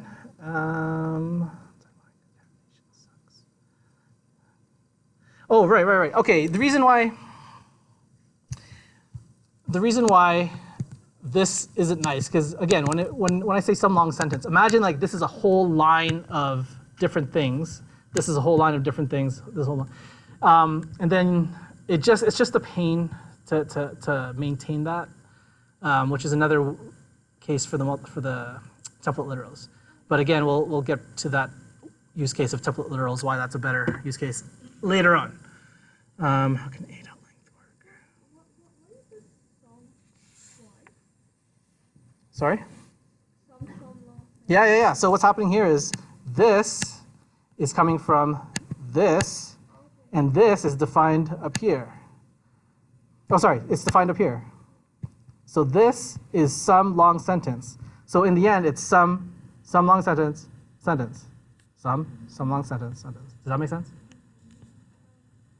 I was maybe it's a. I'm a bit confused because like in those cases you have sentence which is defined. No, I said sentence 2 here. That was the difference. Oh, okay. Yeah. Sentence 2. Sorry. Okay, and the final thing I want to say is this. If I said let a equals apple, I could say this, a.length, and it'll give me the length of the string. However, as soon as you see the dot anything, you should think, wait a minute, that means the left-hand side of the dot is some kind of object. Yet, we already declared a to be a simple string, which is a primitive type. How is it possible for a property or a function, to be attached to a primitive? Aren't they only supposed to be attached to an object? The answer is in JavaScript, whenever you assign a dot length or a dot to uppercase, for example, what's happening is it takes that primitive string and it does something called boxing, auto boxing, which it turns it into an object so that you can use a dot length, use a dot to uppercase. So it treats that string, it transforms that string into an object, quickly does your request of dot length, gives it back, and you're done. So that's something to keep in mind. Okay. So, are there any questions? What is the first one? Like, I guess it's 5 because it's counting the number of characters in alpha. Correct. And why in the length is like an integer, a double? Like, why would it be 5? Is my question? So it's 5 only because it's counting 1, 2, 3, 4, 5. That's it. Yeah, but like when you say a dot length, Yeah. it sees it as an integer, as a double, because it doesn't see it. It doesn't read it as a string, right? So the number of characters in the string. Yeah, the number of characters in this string. Is a Yeah, let's try a different one. So let's try let name equals Georgian College. Name dot length 16, including the space. Does that make sense? Yeah. That's all I want to say for string. Let me see if there's anything else I want to say here. New string methods. Oh, yeah, string methods. Oh, yeah, so string length, I just showed you that.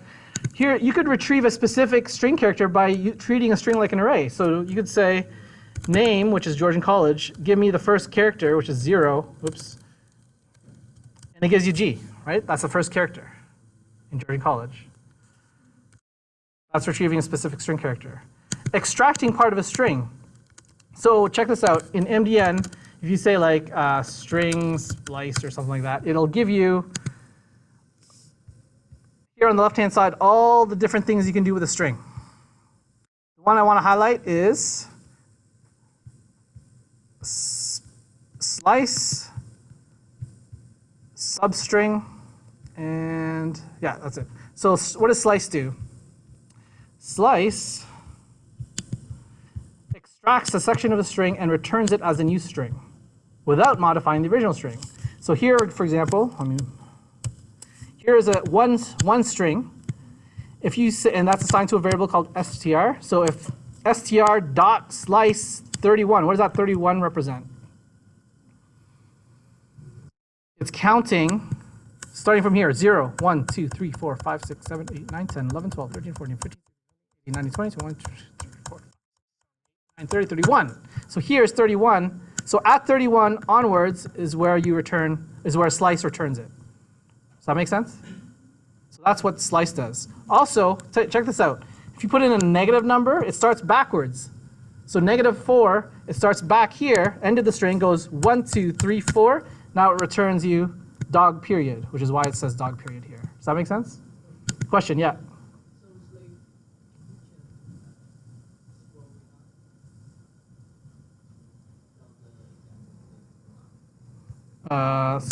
This one here?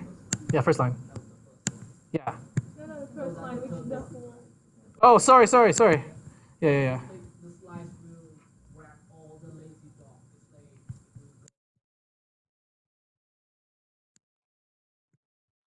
The last one, yeah. Let's try it. You know what? What's cool about MDN is I think they have a little area that I can play with right here. Hold on. Bring that down. Oops. Let's just bring all of this down here. So when I scroll, you can still see it. Oh. So if I say, okay, let's forget all this stuff here.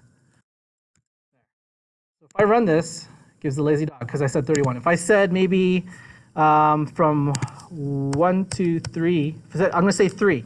3, it should give me the quick round, it should give me from the space onwards. Let's see if that, there, see, space onwards. Does that make sense, Hung? Yeah. Or if I say -3, it should start here and then go 1, 2, 3. So it should give me og period. Let's try that. Og period. Cool? Yeah. That's slice. Another thing I want to highlight, which is very similar, is substring. By the way, if you ever see these thumbs down, that means it's deprecated. Don't use it. So I'm going to use this one here, substring. So here is almost similar. Has a string. You can pass it 2 parameters, beginning and end. So 1, 3. So 1 begins here, right? 1. 3 ends 1, 2, 3 here. So it should give me from here to here, and it does. Oz. If I give it 2, which is 1, 2, it then does similar to slice. It just goes from there to the end. Zilla.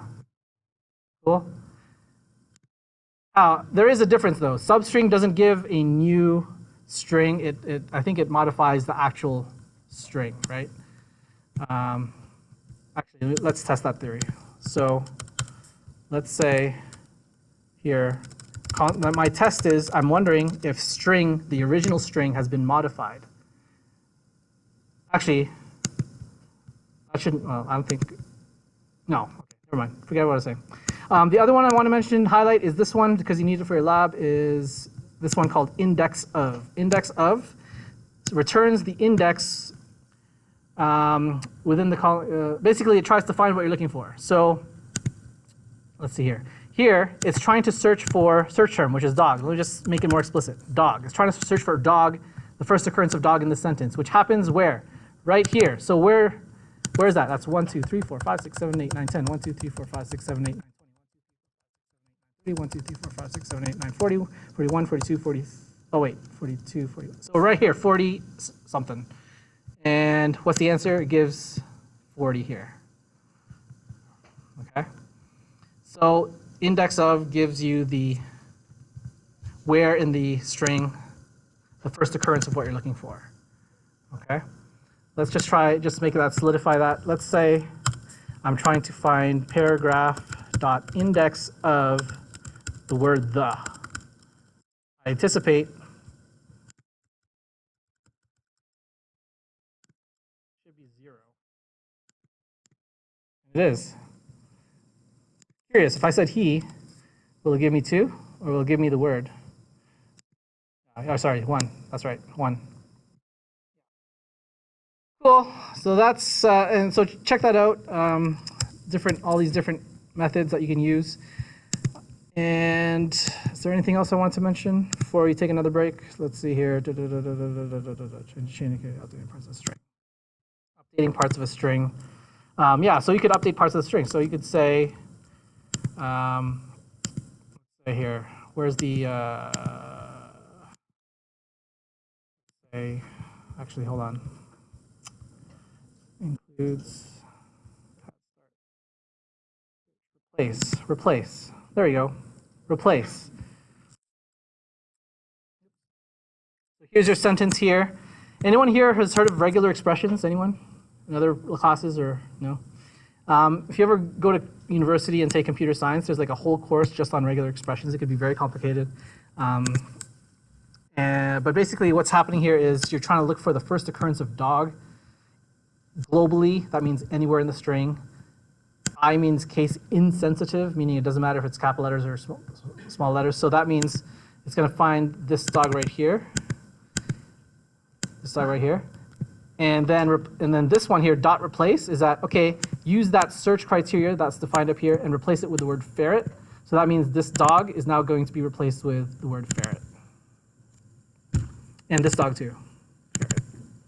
So it's not the first occurrence, it's globally. Yeah, sorry. Globally means everywhere in the string, sorry. So that's one way to update the string. Okay, I think that's it for that file start. So we'll take another 10-minute break, and then after we'll get to do this fun airports one. Yeah, so we'll take another 10-minute break.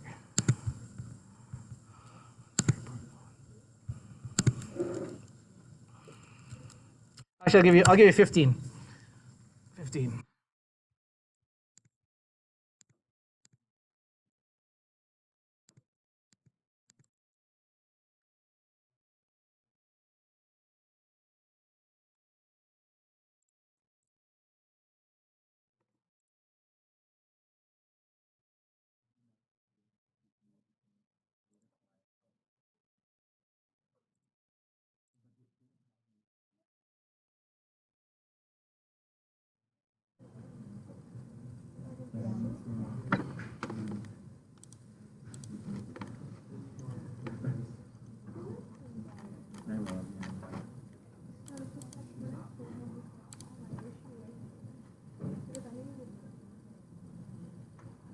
Yeah. It's easy to play the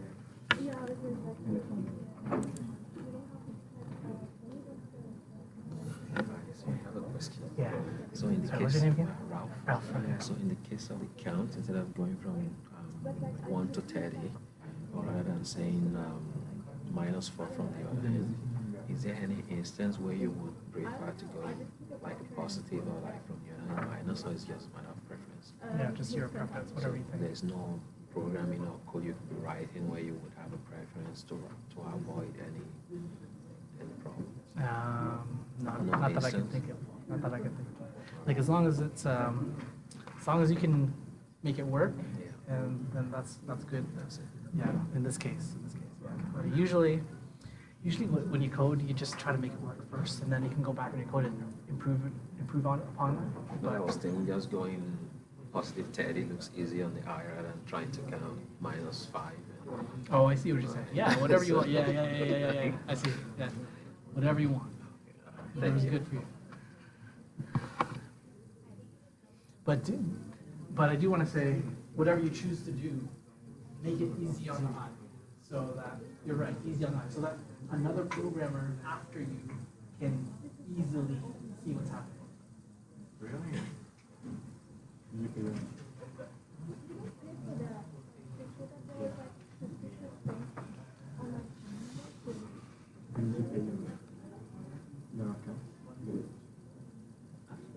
No. It's not fun.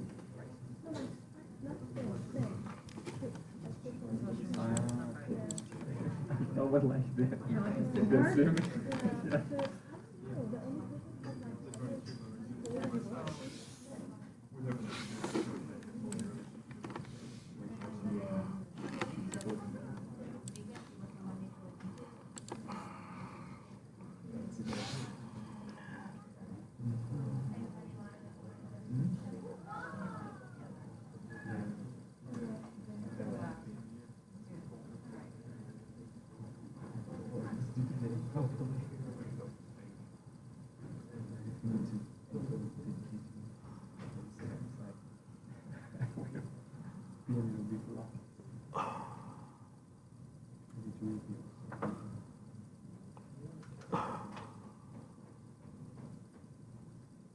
That means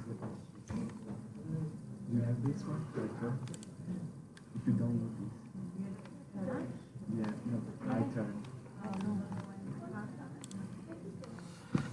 It's like a good design for you.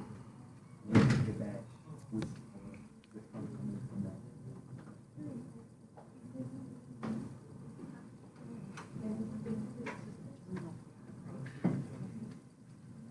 No, it's an app, yeah. I turn. It's better like to work with the dash. Because it's just an app looks pretty and easy. Yeah. No, it's not. It's like a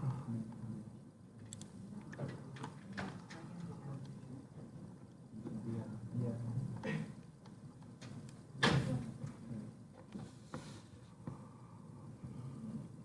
There you go.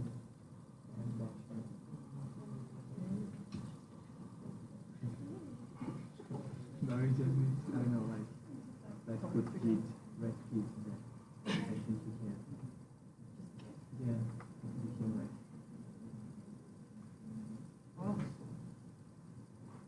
Yeah, we finish with you.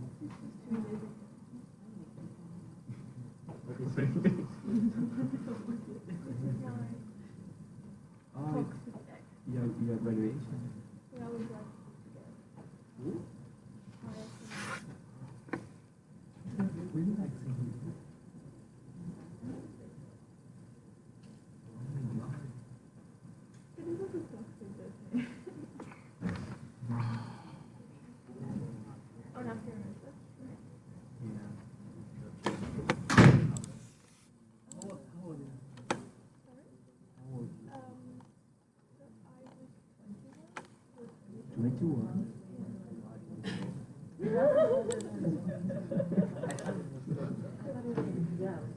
Yeah.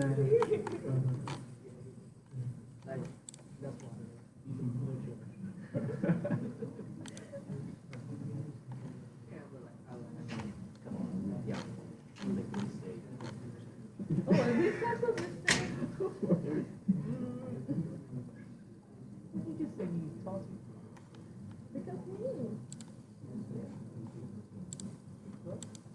Something. Yeah, so just like, yeah, publish the gig.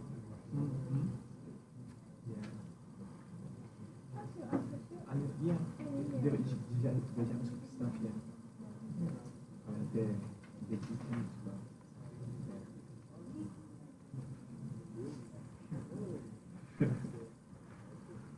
What do you ask? No, like, let's see the future. If the nature.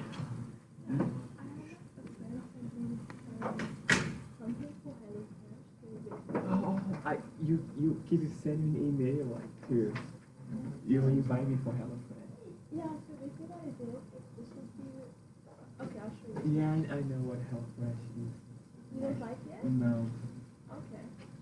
it's too expensive. Yeah, it's true. A friend sent me back this drink, so I thought that I would be able to. You know, it's very expensive because when my brother, they used to buy those HelloFresh stuff. You know, also health fresh and food too. No, but I prefer cook. And cook and eat my leftovers.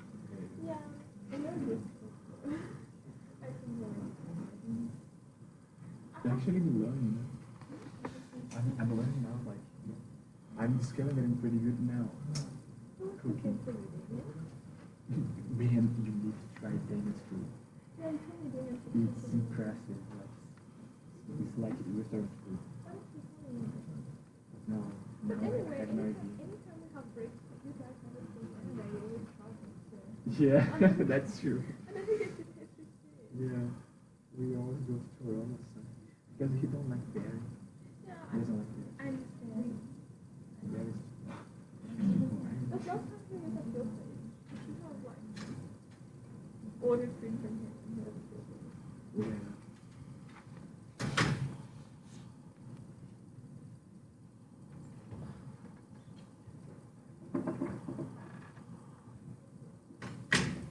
but I really want to learn French. Yeah. My brother wants French.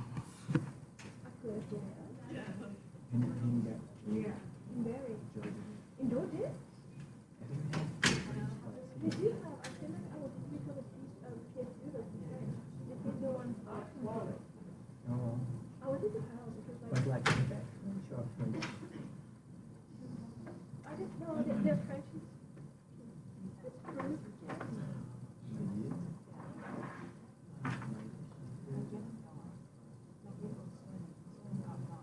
No, I never have my as well. The French, No, because I'm not using US code like here. the French one is teaching to like French class. I know like the rules, so I can help with that. And they pay. Yeah, they do. But like I asked, so like no one's asking for students here. But literally, go. I saw Italian as well. I was speaking Spanish, so I saw Italian in our general. No, this day is for stars, big stars. Boot camp. Boot camp? Okay. We're doing more, right? 1 hour.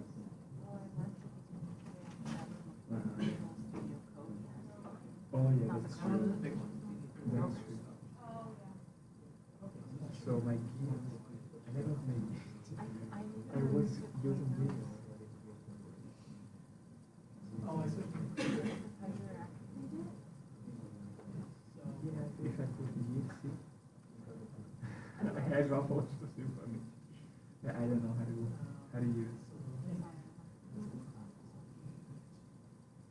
Because he said to me like, you are good. Here he said to me, you are the best, so if you need to turn on the in here, yeah, in my tour guide. So, which is which one I use the gift here. Look, these are common comments you guys which Yeah, I know.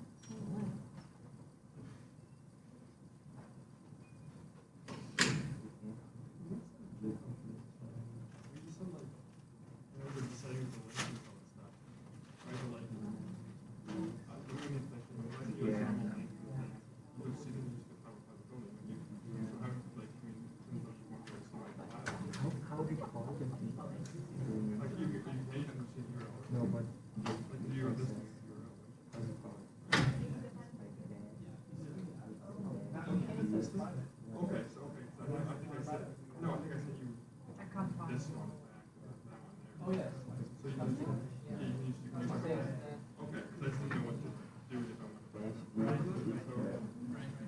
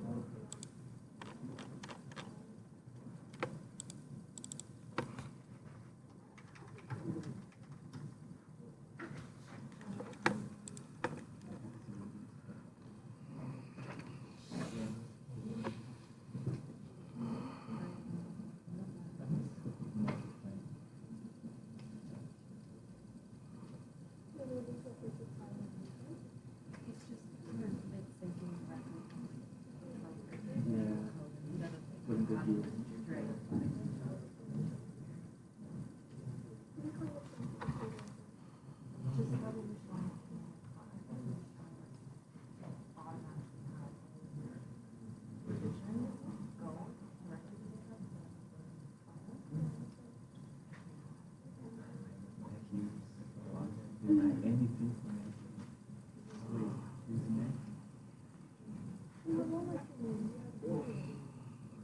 Then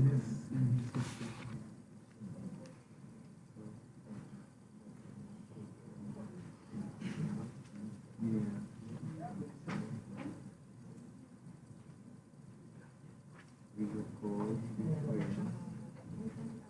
yeah, for sure. I use this one. Actually, I use it.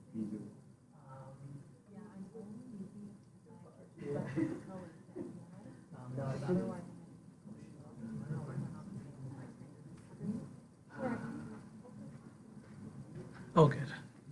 Yes. Okay, so I did record today's class. Oh, okay. So you can just play that, right? And also, I gave a link.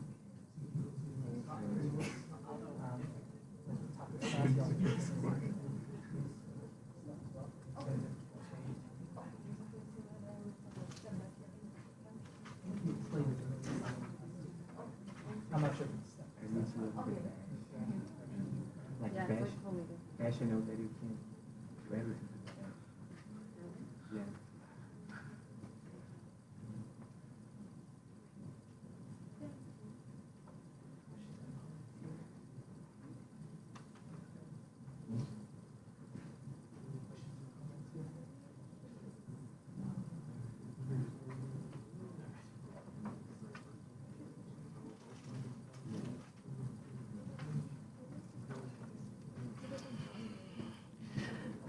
Okay, I did want to point out number 1 in Blackboard, make sure that you hand in your after class exercise 2 on Friday. Also make sure you do your quiz number 2 on Monday. Okay, so here we go. We got 20-ish, 30 minutes almost to do this. So I'm gonna ask you to download the zip file. So let me do that. Again, I'll do this with you, but I want you to struggle with this. I want you to work with your partner at your group there. Ask questions, work with each other, and try to figure this out before I reveal the answer. So let me go here, save the zip file in here, and zip it.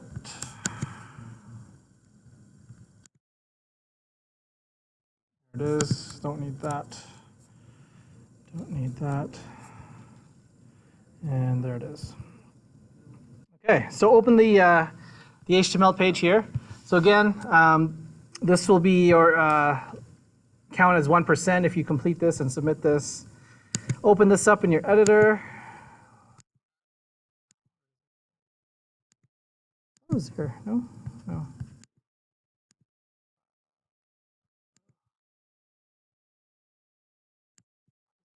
Where did I save it? Oh, it's the same thing. Where did I save it? Where the heck did I save that?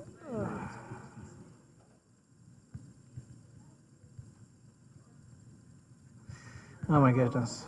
I forgot where I saved it. It's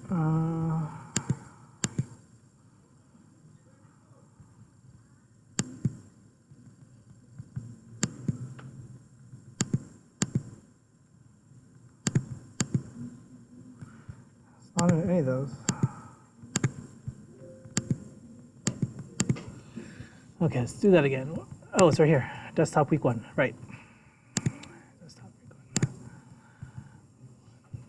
There we go.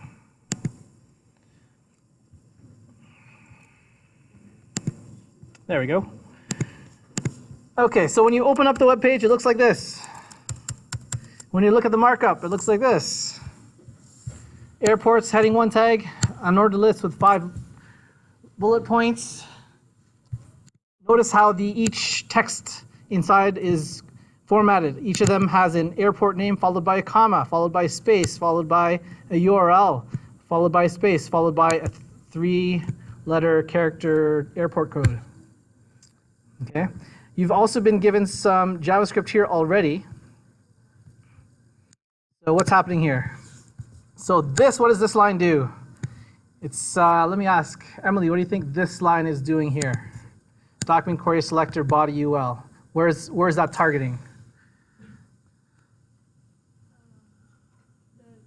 The list? Yeah, the list, this one right here. So which includes everything in it, right?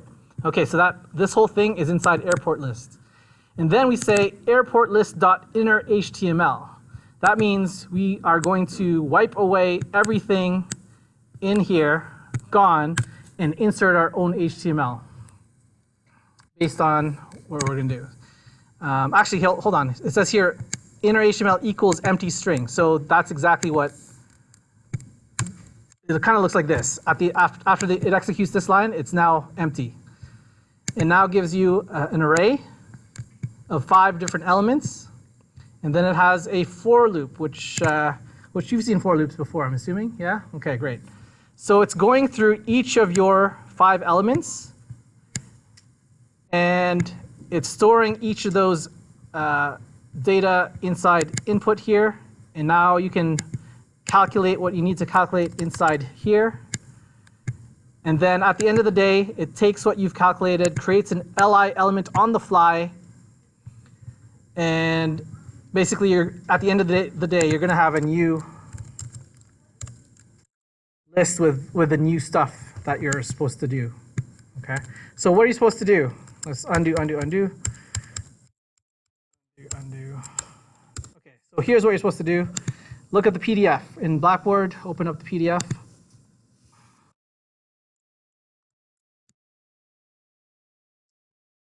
So you've been given all this. We need the list to be rearranged so that it appears in the following format. And here's the following format. It has to be a hyperlink, therefore you need an anchor tag. It has to look like this, so therefore the airport code comes first. Then the airport name following a hyphen. Okay, so you can imagine what's happening under the hood is that in the end you're using this one line of data to create basically, I'm just going to type up here, you're going to create an anchor tag that has a href that equals to be one of these things, you know, one of the HTTPS goo.gul close anchor tag. Then inside the anchor tag, you're going to create, you know, PEK, Beijing, cap. You get the idea. Close anchor tag. So that's what you're doing. You're creating this HTML on the fly in your JavaScript code, which will then be inserted into the UL tag when you say inner HTML. Okay, so you're going to create 5 things that look like this. Now, how do you do that? There are these goals here. So first thing it would be to do is find the character index of the comma. Question, what string method did I show you earlier that would help you to do that?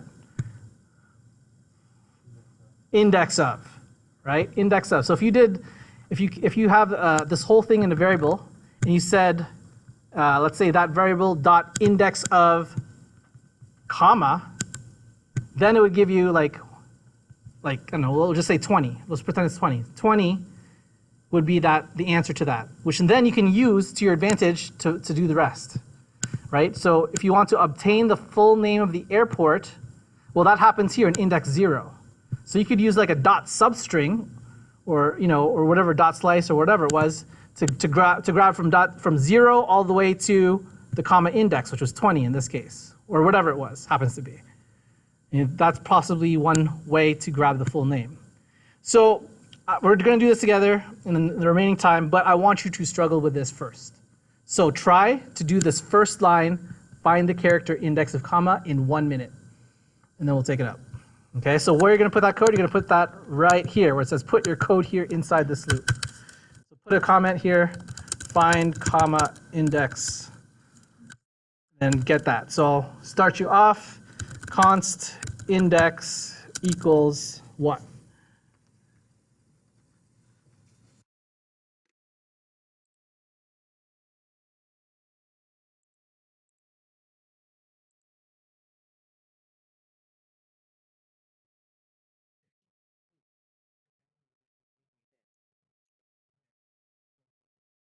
No, then open up your editor and then get your editor.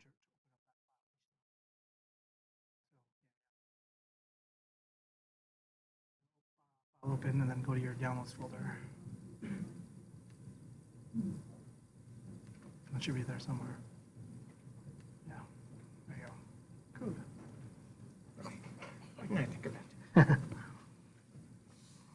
Good. Did I see a hand? Someone figure it out over there? No? Okay. And there are tons of ways to do this, by the way.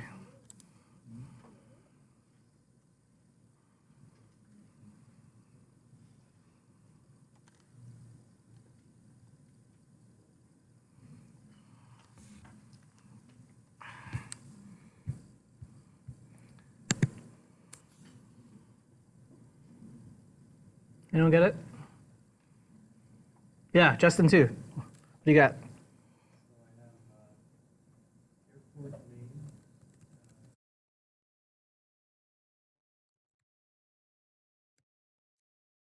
Okay, say again. You had what? Equals what? Airport name? Give me that first then.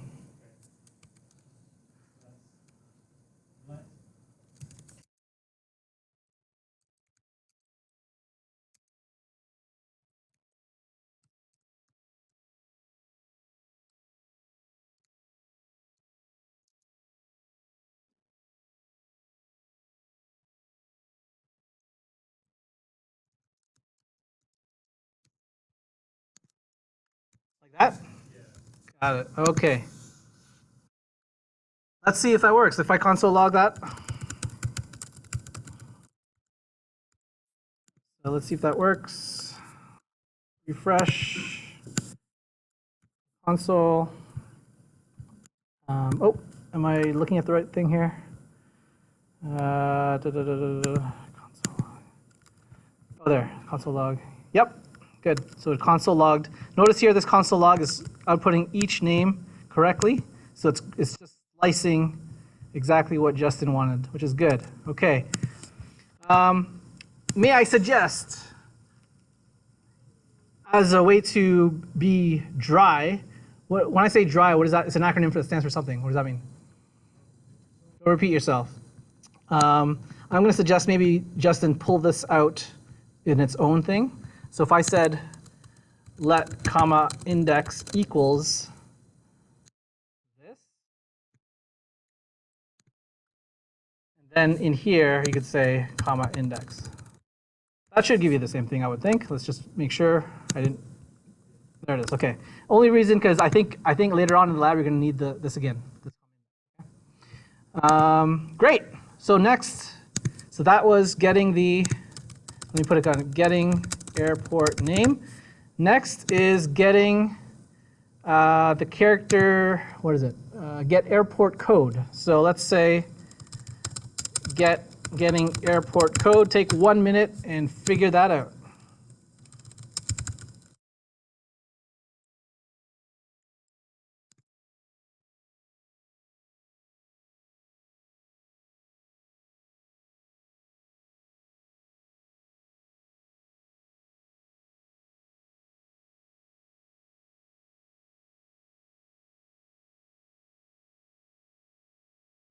The airport code are these 3-letter character codes at the end of the string. And remember, I talked about how slice can use negative numbers, so maybe consider doing that.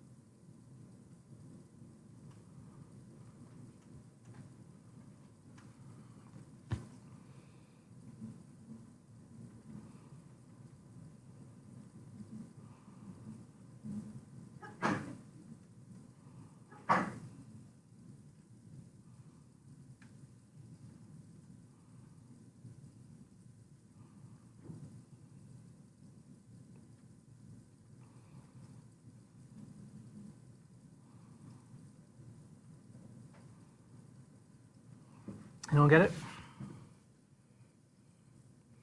Let me take a step back. Remember how last week I had a simple 2-step process on how to program anything? What was number 1? Step 1 is what? Basically 2 questions. Number 1 is what do you want to do? And then once you discovered what do you want to do, what was the second question? How do you want to do it?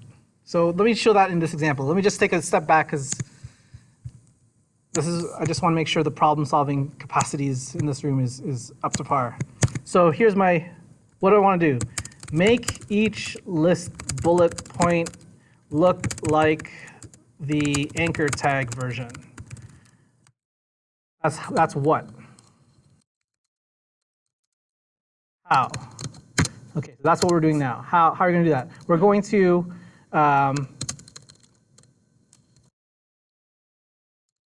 grab each string and only splice up the 3 parts we need, which are airport name, airport code and airport URL. Okay, and then this is how I would think of it as a student says, okay, now that I know how, now I translate this into the what again. So we go back to the what. What do you want to do? I want to grab the airport name. How? Then we do this. This kind of thing. Use index of on the name to search for comma. And then hopefully when you get, you go through that enough times, it'll come to you like a light bulb saying, oh yeah, that's what I need to do in code-wise. Okay, so anyone get this one? Airport code? Airport code, anyone? What do you got, Justin? Or no, Adam? So I did let airport code in.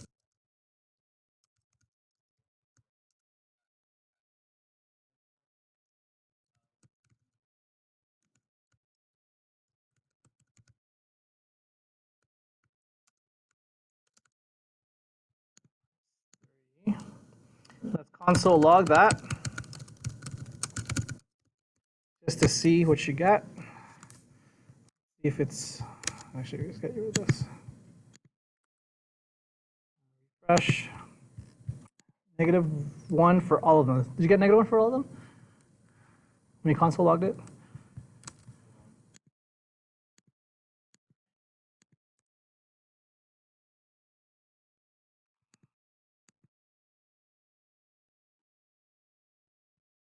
Slice, yeah. So what'd you say? Say it again? Yeah, that's right. Yeah, go. What'd you say? Input.slice, is that what you said? -3, like that? Okay, so let's try that. Let's console log that. Yeah, PK, JFK, YYZ, LHR, HND. Good, good. So good. So that last thing is grab the URL. So take 1 minute, getting airport URL. How are you going to get that?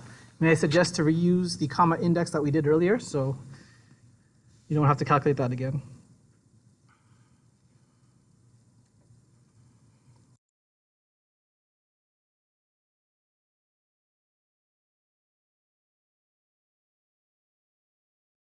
This is the most difficult one of all, out of the three.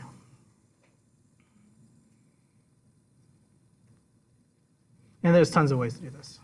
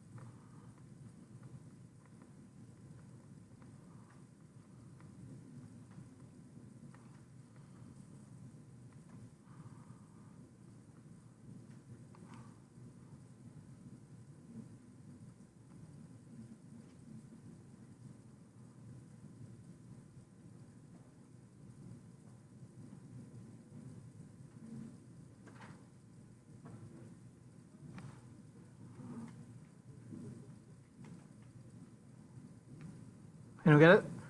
Yeah, Adam, go. Okay, so it's let airport.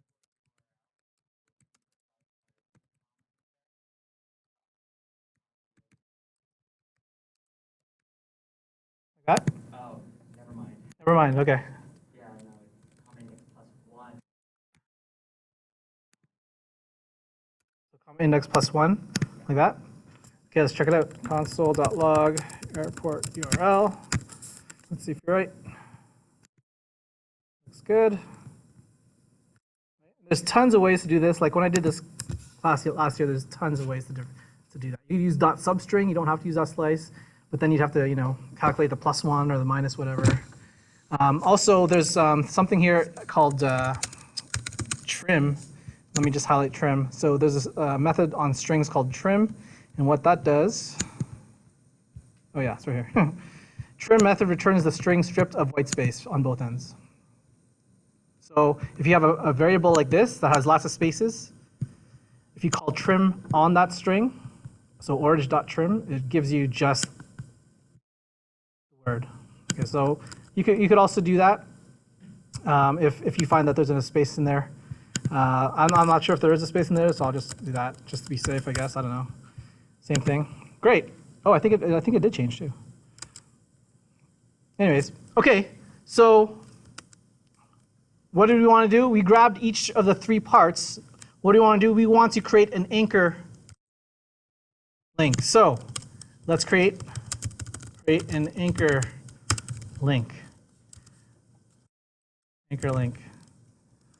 Okay, so let hyperlink equals, and may I suggest using the backticks here. So I'm going to lead you off. I'm going to say a href equals something. Okay, so in here, you need to put in something. In here, you need to put in something hyphen something. Right, let's just remind ourselves what we're aiming toward something that looks like this, right? 3-character code hyphen airport name. So that's what I did here. 3-character code hyphen airport name, and then you need to put the URL in there. So go ahead and fill that in. So this one would obviously be airport URL. This one would be airport, what was it again? Code index. Then this one would be airport name. Let's console log that out.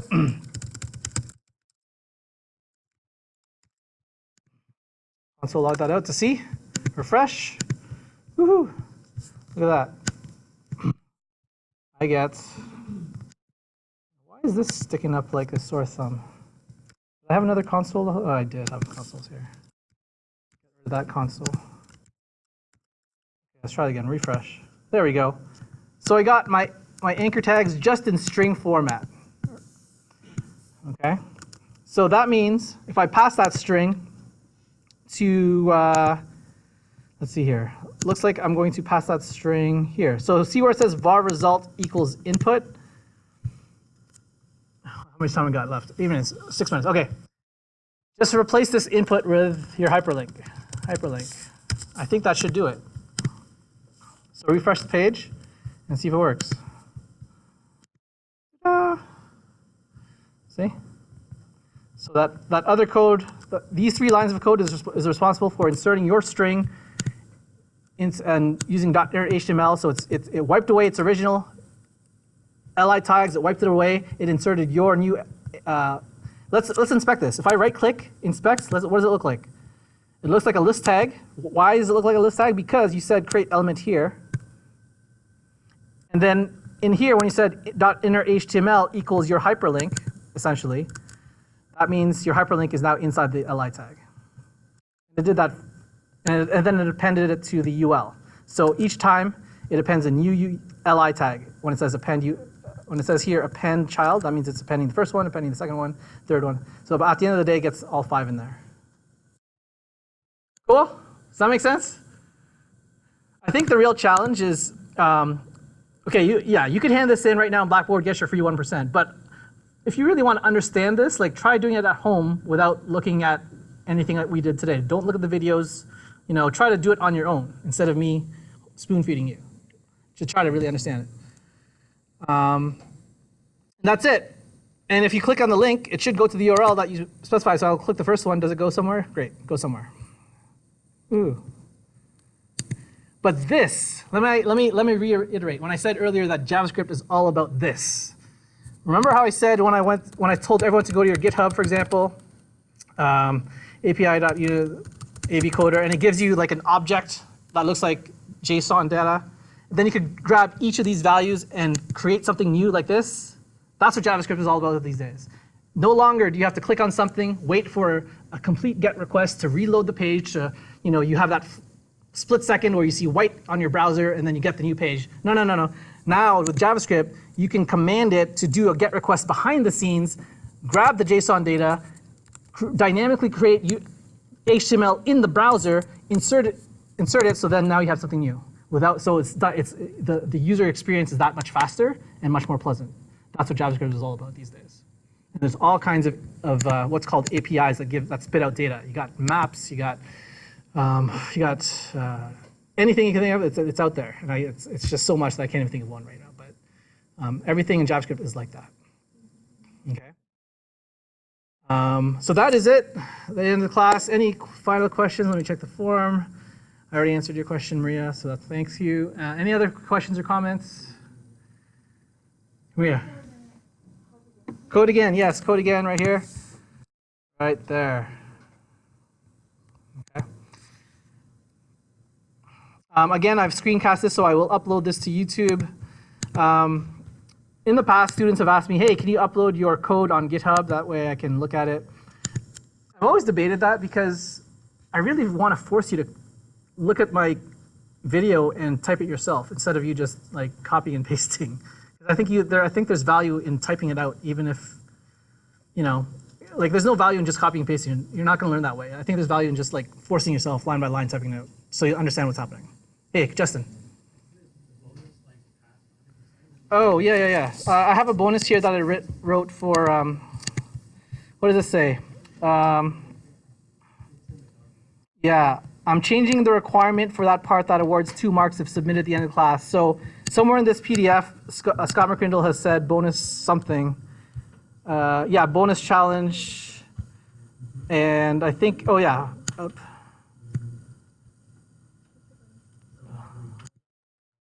put the average number of characters. Oh yeah, you could do that. Yeah, do that. Yeah, so I don't know what I was talking about end of class then.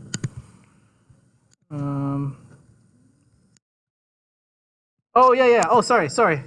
My bad. So forget about that average thing. You get 2 marks if you change the layout to look like Bootstrap. Now, show of hands, who's already used Bootstrap in other classes? Are you kidding me? Huh. Okay.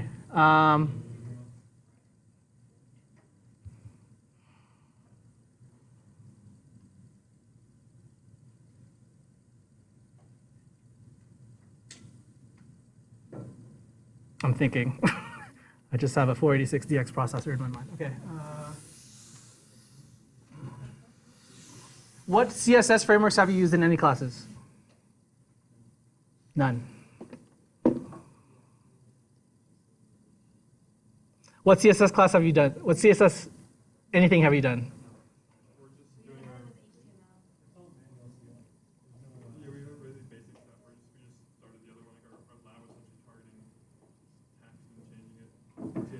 Okay. What if I said to you,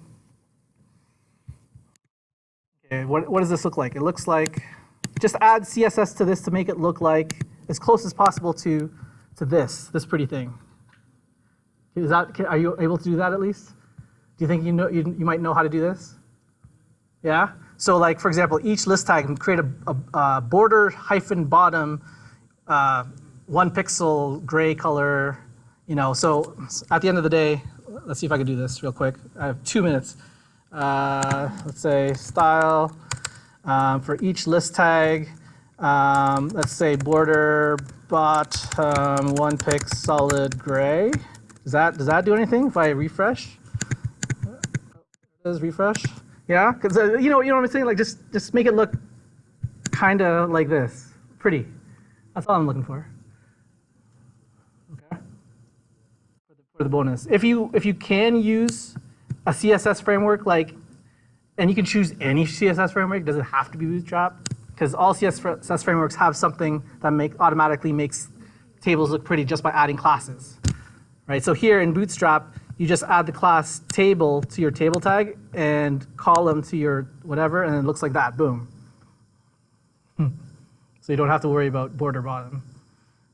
So either way, you get 2 marks for that. And you know what, I'll open it up to, if you want to use the original bonus for this, where it says output the average number of characters of the airport names inside the paragraph, I'll take that too. That deals with JavaScript. That requires you to think, problem solve. I'll take that too. Okay, cool? End of class, thank you. If you have any questions, let me know.